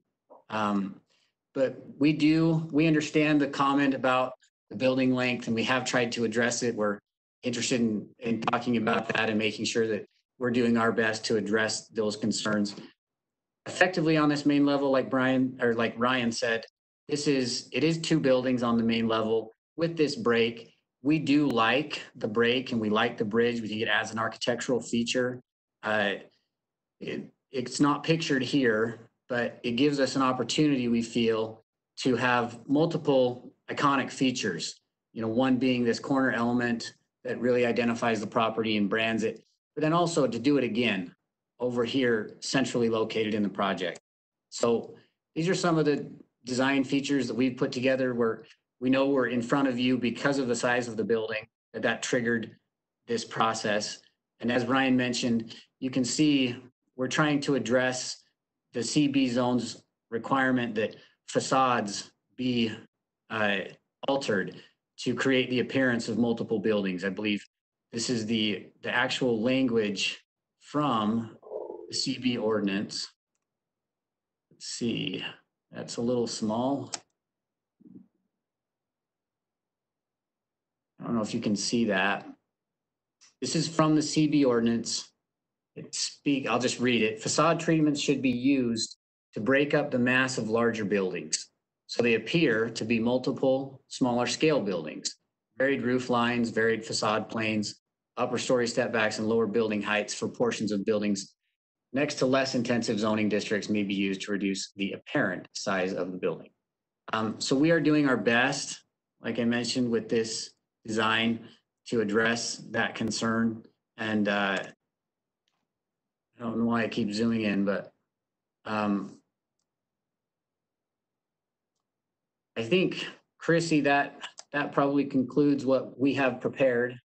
We do have multiple slides that we're happy to show if there are questions about the site plan, statistics, things like that. Great. Thank you very much. Are there questions from the commission at this point for the applicant? How tall is that? I guess I'm going to call it an underpass. I don't know what else to call it. So the clear height underneath that is roughly 12 to 13 feet. There's a lot of slope actually on this site. And so it varies even during the width of that drive, but it's about 12 to 13 feet. It's big enough for vehicles, not big enough for a fire truck most likely, but fire department access is done elsewhere, achieved elsewhere on the site. And how wide is that? It's a 24-foot drive. It's got 5-foot pedestrian sidewalks on each side and then a little bit of landscaping. So it's close to maybe 35, 38 feet, give or take. And does that include your outdoor dining space or no? No. So is outdoor dining then on top of that? Correct. And you believe it? People will want to sit under a drive or underpass and have outdoor dining? I don't mean to be catty. I'm sorry. No, I understand. It's a legitimate question. Like, I have real concerns about the length of the building. I'm not going to lie. And you got to convince. I'm trying to figure out how you are activating the street and making it feel like a way that is engaging, and that you know, I think having a outdoor dining space in the middle of the block does break up something, and maybe there's something there, but it does not seem very appealing to me right now. I think there are plenty of ways to achieve it. A lot can be done with landscaping and visual barriers in that regard. Physical barriers. 12-foot building height. People want to come sit underneath a 12-foot indoor-outdoor mixed space, I guess. All right. Okay. Talk me through. I mean, one of the questions too is just like what the, you know, we're extending the length of this building. Where is the public kind of benefiting from that? Like, what are the real amenities that are being brought forward from a public standpoint that, you know, would encourage the public to support a project like this? So that's another great question. I think the one thing that and maybe Tom would like to jump in here, but the one thing that we're excited about is that deep sidewalk that we have running along a good portion of that 21st South. It gets wider. We call it kind of the landing pad there at that southwest corner of the project, the northeast corner of the intersection. We've got a lot of space for outdoor dining, outdoor racks if we were to have a clothing store there. I think we've got a lot of room there that can really be utilized in a lot of different ways. And then how narrow does the sidewalk get along 21st South? The narrowest point is at the east end of the property, and I think it's about, or excuse me, at the west end, just as it kind of necks down before we hit that little landing pad. I think the most narrow it gets is 7 feet or 9 feet. I can't remember which. And is this a whole? Is it a 4 feet that goes along the whole south side, or is that a 7 or 8 foot sidewalk then in front of all those diagonal parking stalls? Yeah, it's at least the minimum is 7 feet along there. That's the most narrow point is the 7 feet. It widens out to at least 9 as it goes east, if I remember right. And is the intention to have retail frontage directly on 2100 South with their main entrance, or, I mean, I can see the potential for it flipping backwards, so to speak. Yeah, that's a good point. We've actually designed the building and the site parking layout such that it can be accessed from either side. Because in reality, we've got some street parking on 21st South. Most of our interior lot is assigned to the retail, and so we've had to design the building from both sides. Certainly. Yeah, that's true. This is Tom again. These buildings, the retail level is what we would refer to as double fronted. There is no back. And that's something you may be familiar with Holiday Village Square, which is our project in Holiday. It's exactly the same. There's parking in the rear on its west side, and there's also parking in front, but there's a streetscape, and the streetscape is really important. And access must be provided from the pedestrian walkway in front of it in the right of way. So it is double fronted. One thing that I would mention is it does present some challenges. It increases expense, and but I think it creates an incredible environment. It's something that in Utah it's somewhat unique. But I think to create the streetscape that's wanted, it's required, because we have an interesting population here that I think we want to have the traditional Main Street that exists in some larger cities, but we also have our fair share of Suburbans that want to park right in front of the store that they wish to patronize. And I think we need to, we need to give the opportunity for both things to occur. And that's what we're trying to accomplish, is give people the opportunity to park their Suburban right in front of the store that they want to patronize, but also create the pedestrian environment that everyone also wants. So invite people to come along, walk along the street. I do think that I wish to clarify. I don't think the ceiling height, we roughly have about 16-foot average clear heights in our retail bays. Some are taller than others because of what Ryan mentioned. There is slope along the site. There's quite a bit of it. There's about 11 feet of slope coming from the east down to the west. But these are going to be very nice retail bays with clear heights. And yes, I do think that covered patio in that drive aisle. I mean, to call it an underpass, I think when you hear an underpass, you think freeway. I'd refer to it as drive aisle. Yes, I absolutely think that is an active spot where people are going to see an active crowd. It's going to be an extension of a dining area that's inside the space. And I definitely think it's going to be a great place that restaurants will be interested in renting. And there will also be storefront on the buildings in that drive aisle. So those retailers on that main level, that's storefront to them. So very inviting, lots of glass. Ryan, what's the percentage of glass that we have on that retail level? On 21st South, our main level is 67% storefront, opaque storefront.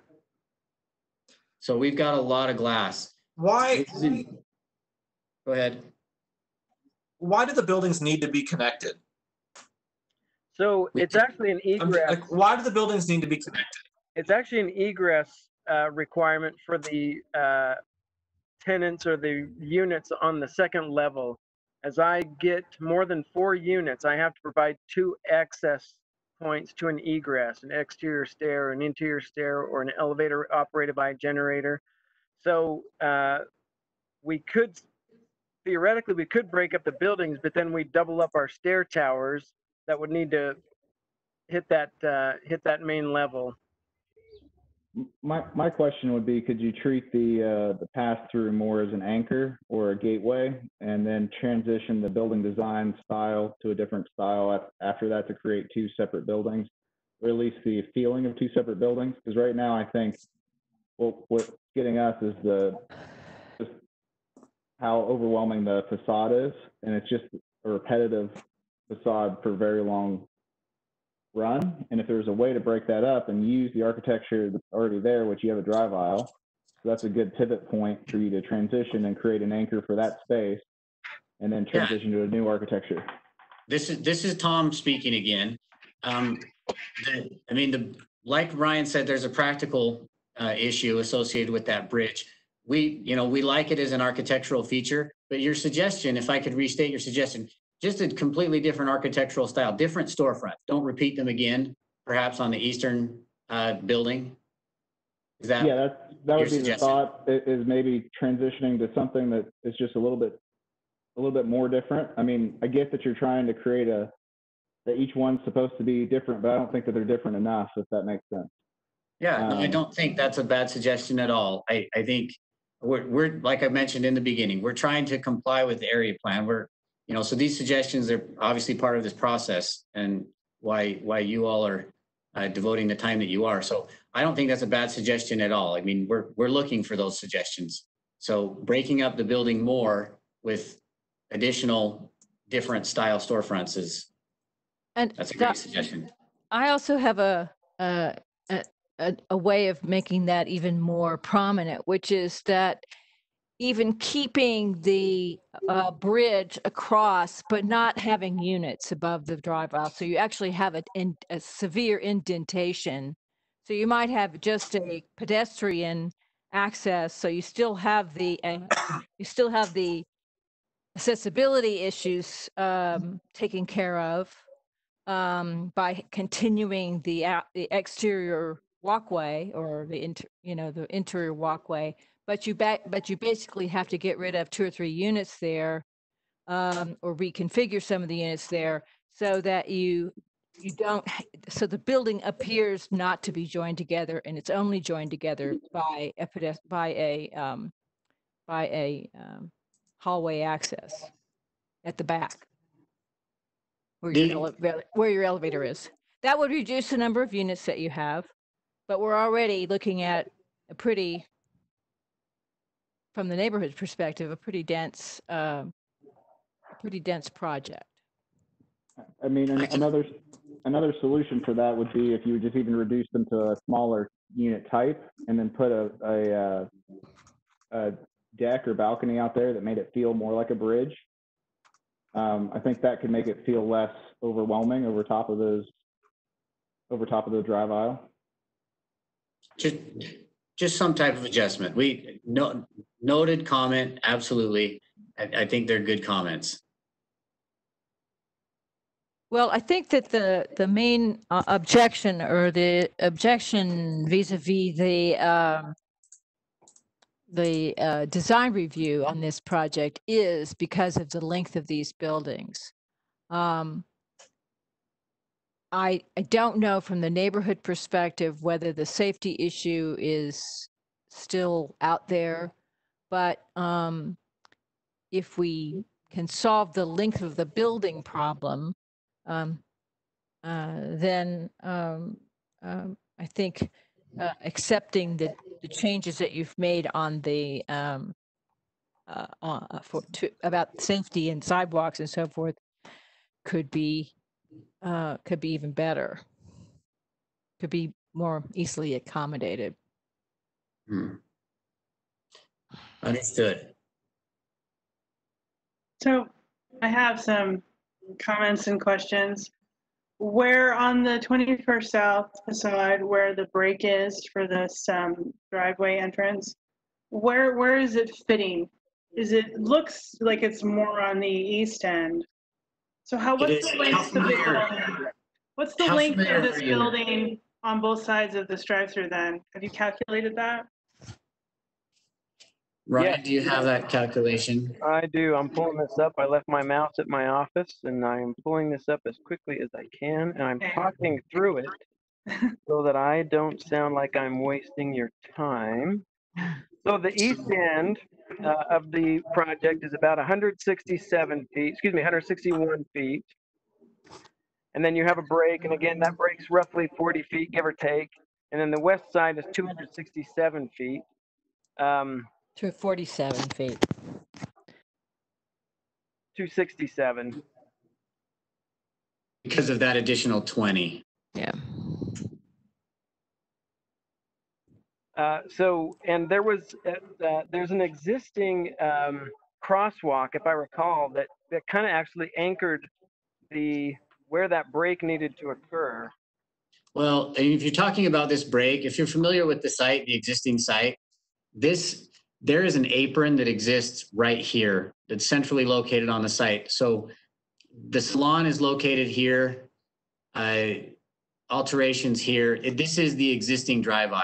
So again, this represents a consolidation of a bunch of drive aisles, not just on the corner where Blue Plate and 2121 Coffee is located, but I think I can't remember if I mentioned in the beginning, but I believe there are 6 different vehicular access points that currently exist on associated with this proposal, and we would be reducing it to 3, which we would assume that is what is wanted.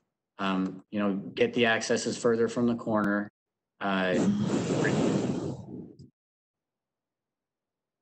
Why is there so much on-level parking when you also have underground parking, especially the angled on the street side? Yeah, I was just thinking, looking at the angle parking on the street. Is that existing? Yes. Does it have to be there? Yes. Yeah, absolutely. And we also think it adds tremendous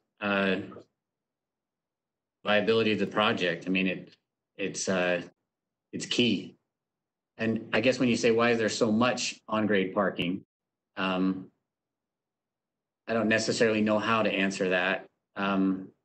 We feel like the parking requirements of the city are adequate to support the uses that are here, and we exceed it, but only slightly. And does that include the angle parking? It does.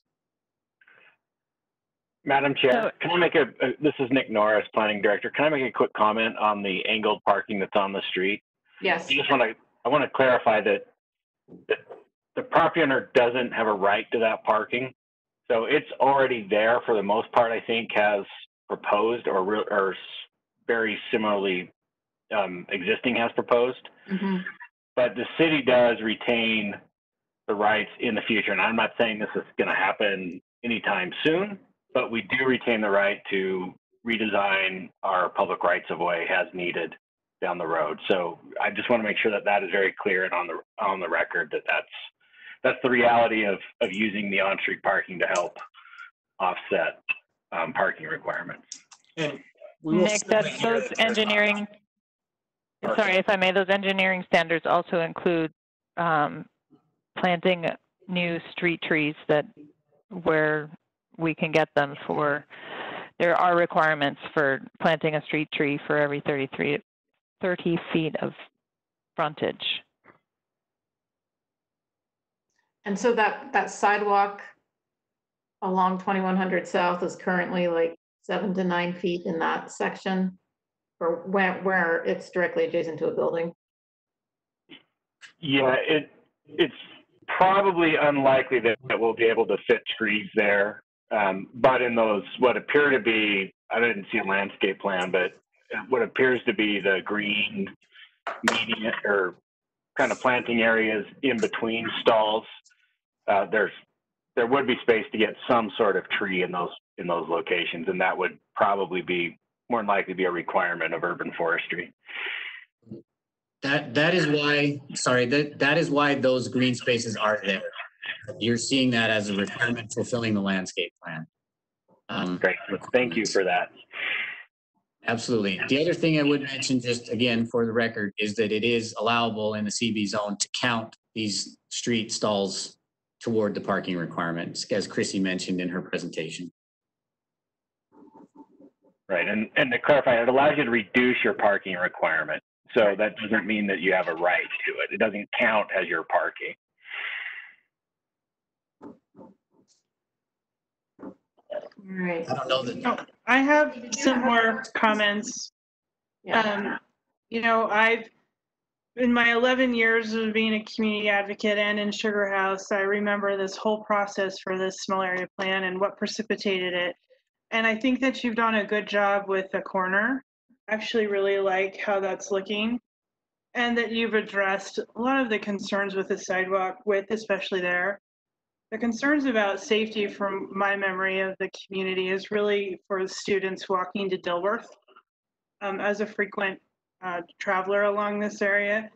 You know, that's basically when they're going to school, and otherwise it's not that bad. There's not a lot of pedestrian activity right there right now. So hopefully this will encourage that. I am still concerned with the length of how this looks. And in my 11 years, what I've really come to understand is there's this chasm between what someone like me, who's just your average resident, views things as, and then what architects see as something hitting the mark. And when I look at this as your average resident, I don't see, I mean, I get what you're saying about there's differences, but overall, when you're looking at it as the whole facade, it just looks really enormous along 2100 South. And I think where it's missing the mark for me is that what is currently there, dilapidated though it may be, isn't so much that they're all separate buildings, but they do have very drastic different looks and different feels to the street. And I'm not seeing that here. Even though I see where you've broken stuff up, it still looks this and feels the same to me. It feels the same as a pedestrian as how I'm going to interact with it. And given that we break it up with this driveway, we still have 267 feet on one end, 161 on another. And because there is a bridge, it still feels like the whole thing. And I really want to see something where you are really hitting what the community was addressing in the small area plan of making these look really different, more so than they are, because I'm your average resident who sees this and is like, this is massive. And it feels massive compared to what's there now. And knowing the community feedback, when we were going through the small area plan, what the feel they really wanted to get was to try and save what is there now in terms of totally different looking buildings. I think you could do more with awnings. You could do more with making an entrance feel completely different. Right now, the entrances really do feel the same. And so my comments are, you know, at base level of what residents are seeing and feeling. And I don't know that the length of this building has been sufficiently broken up to kind of meet the goal of the small area plan. I mean, I like what you're doing, and I really like that the height you've kept. I know that was a big concern for the neighbors during that whole process. I mean, overall, I feel really positive about this, but this facade on 2100 South is a really big focus for me for this particular area, and I'm not sure that you've hit it yet. I'd like to see a lot more variation in this facade to make it feel different. So that's also noted, and I think, you know, we can put our heads together and try to create some additional differences between storefronts. We're not asking for it unless the Planning Commission is open to it. But one of the things that would help a lot is we are heavily restricted by this height restriction, and we wouldn't use it for any additional stories. One of the reasons why I'm just speaking from my perspective, the parapet itself, it doesn't vary much, and that's because it can't. We're kind of stuck between a rock and a hard place. We want to create some very nice retail presences inside those retail stores and restaurants. And to do that, we need a certain height in there, and then to have a decent environment inside the residential space above it. Also, there are some basic height requirements, and our limitation is this 35 feet. I guess if we had a little bit more, and I don't even think it wouldn't be much. Ryan's the architect, he's on the phone. If we had 2 feet, 3 feet to be used just within the parapet, nowhere else, I think we could get more creative with storefronts. And the storefront glass comment that you just made, totally agree. Totally agree. We can make the storefront level look different. One of the thoughts that we'd had, where you're seeing everywhere it says signage, when it comes to awnings and things like that and different lighting styles, we would like to have the ability to allow our tenants to have a chance to brand their company, you know, by putting their awning up with their colors, their logos. so long as it's within the sign ordinance and then some rules and restrictions that we would like to make. But that would create a very eclectic environment if we could do stuff like that. And if the Planning Commission is open to things like that, we certainly are as well, because it will add variety. And going back to the parapet question, I'm not asking for it, but it does look somewhat linear. We're moving it around about as much as we can.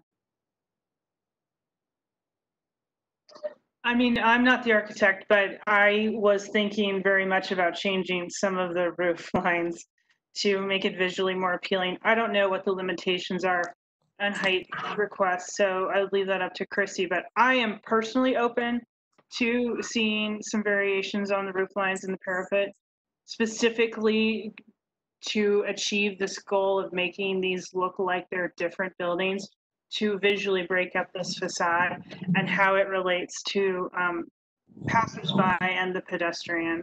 I think in terms of signage, you know, Sugar House was the driving force to change the sign ordinance to allow for blade signs. But what I've noticed in the business district is, even though they're allowed, businesses just don't think outside this box of how to create some eclectic look and then help visually identify their business. So I don't know, as the property owner, what you can do to help facilitate that eclectic look, because that ultimately is a big appeal for that pedestrian connectivity. But leaving it up to the businesses, at least what I've been seeing in the business district down the street, it's not really manifesting the way that we hoped, or really that it should, in terms of giving that business something unique in a way that people can see as they're walking down the street and what's there. So maybe there's something you can do as a property owner to help facilitate that and not require it, but I don't know. I don't know the answer to that, but I think there's a lot of opportunity for signage that the tenants don't seem to take advantage of. We agree, and I think we can probably create some type of an incentive for the tenants to do something unique.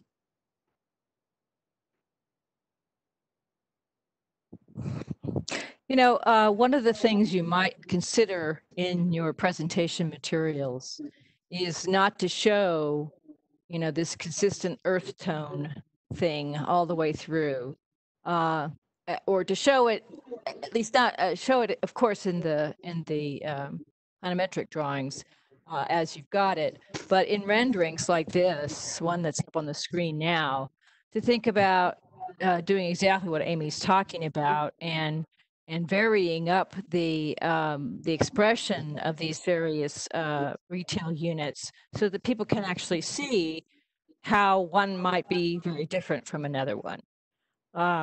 And I think you will do yourself a lot of good by not having this kind of, frankly, kind of suburban. I mean, this reminds me of a place I saw in Arizona, in a very expensive neighborhood, where the upper floor wasn't actually a floor, but it looked just like this. So I think this has a kind of barren look to it right now that I think would be better livened up with signage and lighting and even signs that are perpendicular to the building and so forth. So especially then you could show not only to the neighborhood, but to potential tenants the kind of branding they might be able to do with their site. Thank you. We do actually do that. Go ahead. Oh, sorry. I mean, I don't have problems with playing with the height restrictions a little bit more there, just to break it up more. Where I really struggle with it is it just doesn't feel walkable or bikeable or really engaging on that street level front. And especially with kids walking by, I would love to see improvements that involve more seating or more bike ramps beyond just the one corner. I think would also help with making it feel more inviting to the neighborhood. Thank you. John, did you have a comment? I was going to jump in and say I agree with the height changes to the parapets and getting those a little bit less in a row. And then I would also agree with the idea of the signage. You know, you pick some of your maybe potential tenants and put their signage up just to kind of get a feel for what it might look like. When we do retail space, we do that sometimes just to get the idea out so you can see.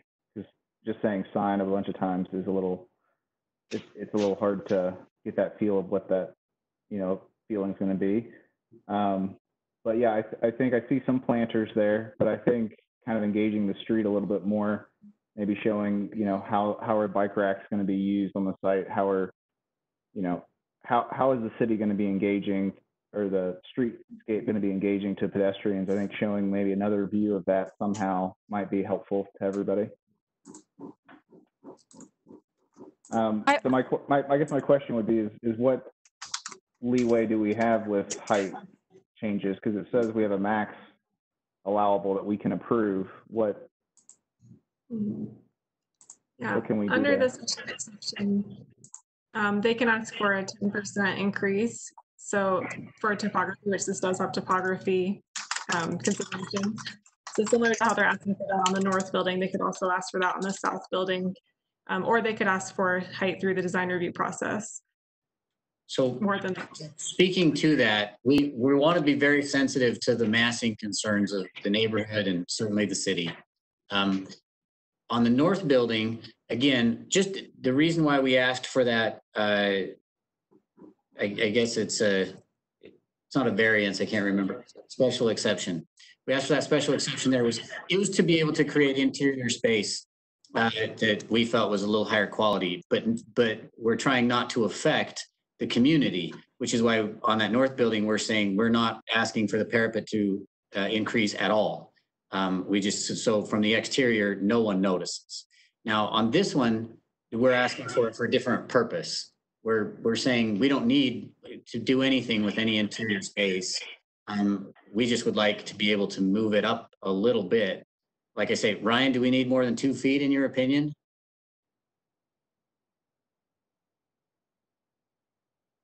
Did we lose Ryan? I'll be the architect for now. I don't think we need more than 2 feet.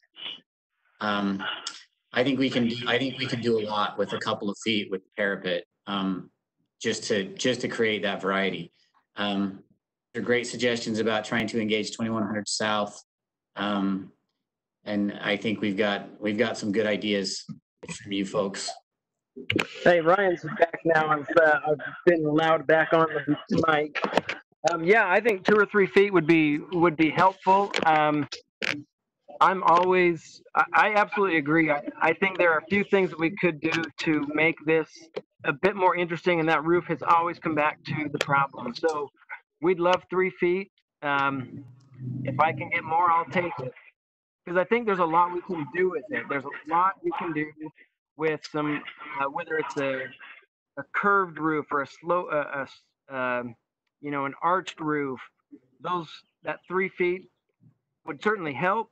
I don't know if there's a limit that we ought to be held to, or that you guys would like us to hold to. So whatever we can get, we'll take. Now, I want to, when it comes to 2100 South, I assume in these landscaped areas, you know, as we look at them a little, you know, more than just for landscaping and the required tree and things like that, I assume benches are not frowned upon. Things like that. Is that accurate? This is Nick Norris again. That's correct. Okay. I think we're open to things like that, and I appreciate the comments. We're always stuck between a bit of a rock and a hard place. We are trying to appeal to as many as we can with the design. I like the idea of more variety, and the comment about earth tone colors. I think we welcome that. We just it's hard. As I'm sure you know, you see so many proposals. We want to create something that is so interesting, fun, that not just from the outside, but from the inside, we've got interesting uses, interesting restaurants, interesting places to go. And we'd like for the outside to reflect that as well. So we really appreciate these comments, because I think it gives us a little bit of liberty knowing that the Planning Commission is in favor of a little bit more variety. Yeah, and Thomas, one last comment from me. I hope you incorporate those branding, green metal 21st and 21st, those small signs that appear around that corner. Did you know what I'm talking about? They're Yeah, I green. Yeah, I hope you incorporate that in there too. You know, to keep that continuity, because I think those are pretty identifiable to the neighborhood as well. Absolutely. I totally agree. Any other questions for the applicant? Or comments or suggestions? I guess one last comment. It's probably a stupid comment. I'm still learning the rules, but to me, that on-level parking, maybe if it went underground, then you could have more gathering spaces that would help with breaking it up.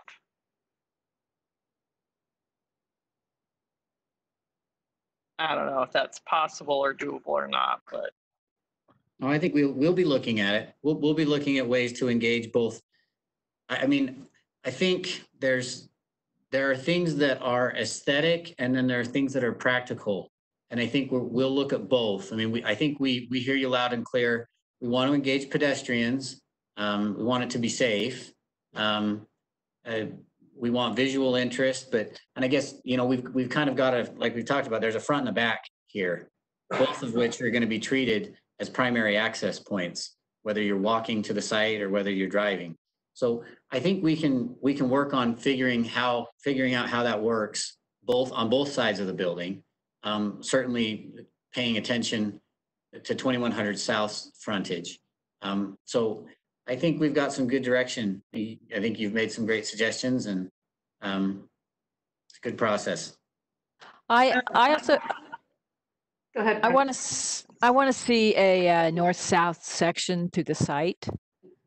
You're talking about elevation changes, and I don't think I can find one. I've got, you know, a bunch of drawings here, but I haven't been able to find anything that actually encompasses both buildings. So that would be something to add to the list of things we need to show. Ryan, what can we show that would? I don't know that I have anything. I don't see it here, and I don't know if you have anything. It's not in our packet, but I want to know how that works between the two buildings, and the parking and the relationship of that space. I want to see what that space is like, even though it's filled with parking. I want to get a sense of that from the standpoint of a site section, please. And would a grading plan help you, just to see the slope, Well, we have the site plan in the grading plan, but we do not have a site section. So not north to south. Oh, okay. There is one, but there isn't. Yeah. Okay, we can do that. Just something between the buildings. Yes, I want to see what the scale of that space is between the buildings. Got it. Hey, Thomas, in the community meetings that you've had, what came up about that contamination study done by the EPA or the division in the state of Utah regarding that dry cleaner plume? Well, we received great news. So there's still a portion of it that's in progress, because you may be familiar with, we made an initial proposal that did not include the Blue Plate Diner and the 2121 coffee parcels. And when that, you know, we moved ahead, assuming that we were not going to contract for those. Then we did our environmental reports. We submitted them to the state, the sampling reports, and the sampling reports came back clean. Speaking, yeah, it is. It's wonderful, but because we weren't, we assume it's going to also be true at these two parcels, the 2121 coffee and Blue Plate, just because of their vicinity to the other properties. We didn't do those sampling reports on those two parcels because we did not control them. So the samplings have been done. We're waiting on the results. We'll submit those to the state. But we assume that the same will be true just because of the nature of contamination. But yeah, the sampling reports came back clean, and the state has agreed with the findings of our environmental engineer that the site is ready to go. Oh, that's really good news. That's great. Thank you. Absolutely. Hey, Tom, did you want to talk about that setback off the on the parking side? Yeah, do we have any more time to talk about one minor issue? Sure. I'm going to go back to the site plan. And again, you heard me start in at the beginning talking about safety, because that's really what we heard loud and clear from the neighborhood. So one of the things that we changed, again, it was the direction of this ramp. And we're trying to accomplish a couple of things here. The first of which I'll start here. We want to maintain a 26-foot wide drive aisle for safety purposes, for fire truck access, things like that. We don't want to compromise this at all. There is a setback requirement because of this jog in the property line right here. And I believe that setback requirement is 7 feet. Right now, we've got 7 feet and 3/4 inches right now between this property line and this wall that represents the north retaining for our ramp. We want to maintain the ramp heading east because, like I mentioned in the beginning, we do want the traffic to exit the residential parking garage to the east, giving them a reason to exit in this fashion and head to 2100 South and not go to 2100 East, especially in the morning. Our previous proposal, the ramp was going north and south like this, and that obviously gave an option. The compromise that we're hoping for is this, in an attempt to keep this drive aisle at 26 and keep the setback where it's required, this makes the ramp 20 feet wide. We would love a little bit more room.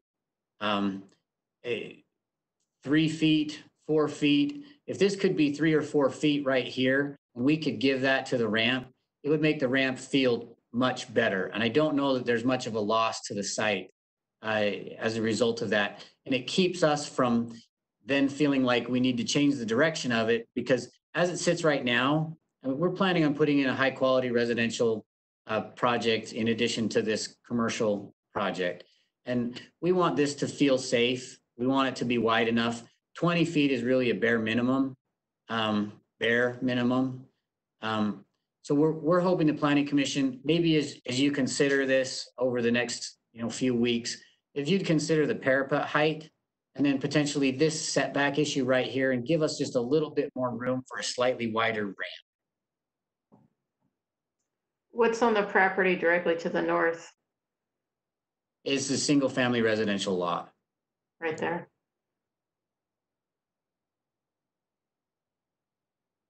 And that ramp goes It's not, down, but right? it's not used as a I mean, it's like a single family home, but it's been a business and now it's been empty for years. So it's not, and then there's the other condo. Is that right? And the condo building is here. Oh, are we talking on the northeast corner? That's the back end. There's a single family home there. Right here. Oh, off of that street by the architect. Okay, yeah, I know what you're talking about now. Okay. So those are some considerations that we'd ask the Planning Commission to review.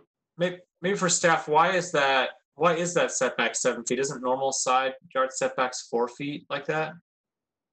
Yeah, this is an extra setback buffer because it's adjacent to a residential area. So when it's abutting a parking lot. The ramp goes down, right? I mean, essentially That's correct. Not coming up. It's not, cars aren't parking right there.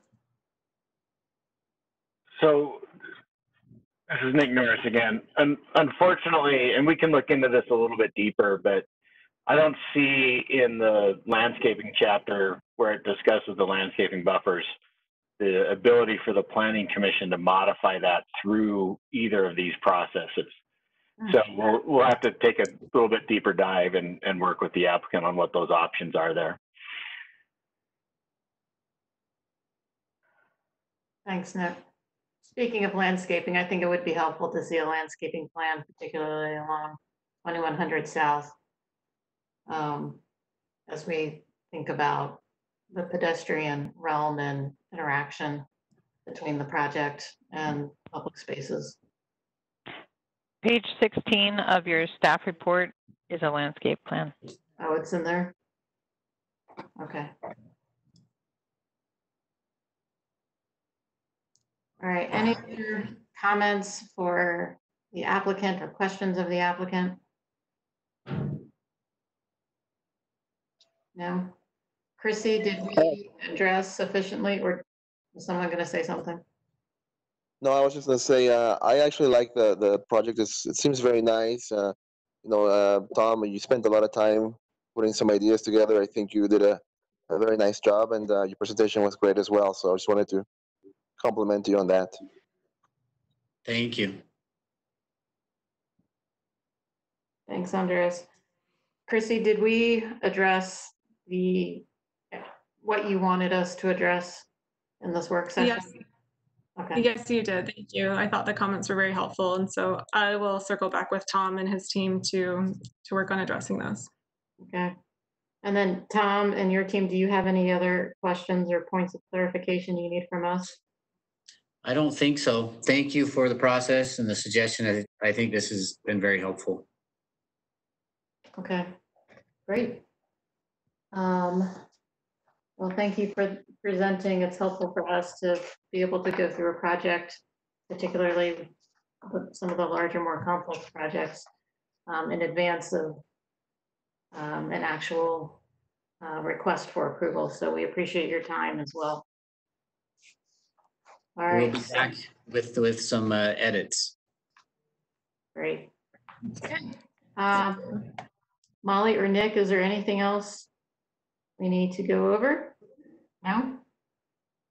No, just that's it. We had a scratch on the agenda tonight, so 3 items was all we got. And we're still pushing 8 o'clock. It's all good. All right, with that, we will adjourn. Thank you all. Appreciate it. Thank you.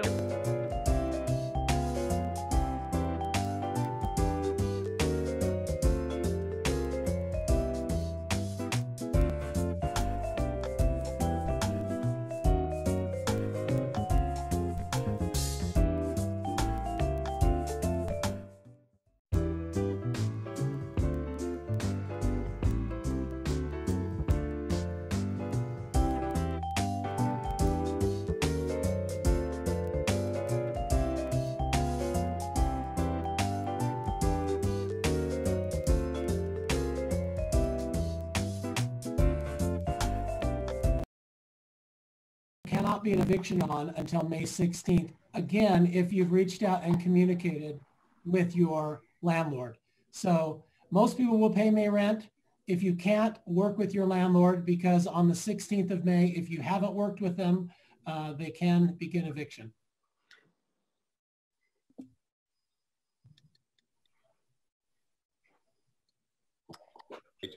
Well, Christina, I know it looks like we're right at 1 o'clock.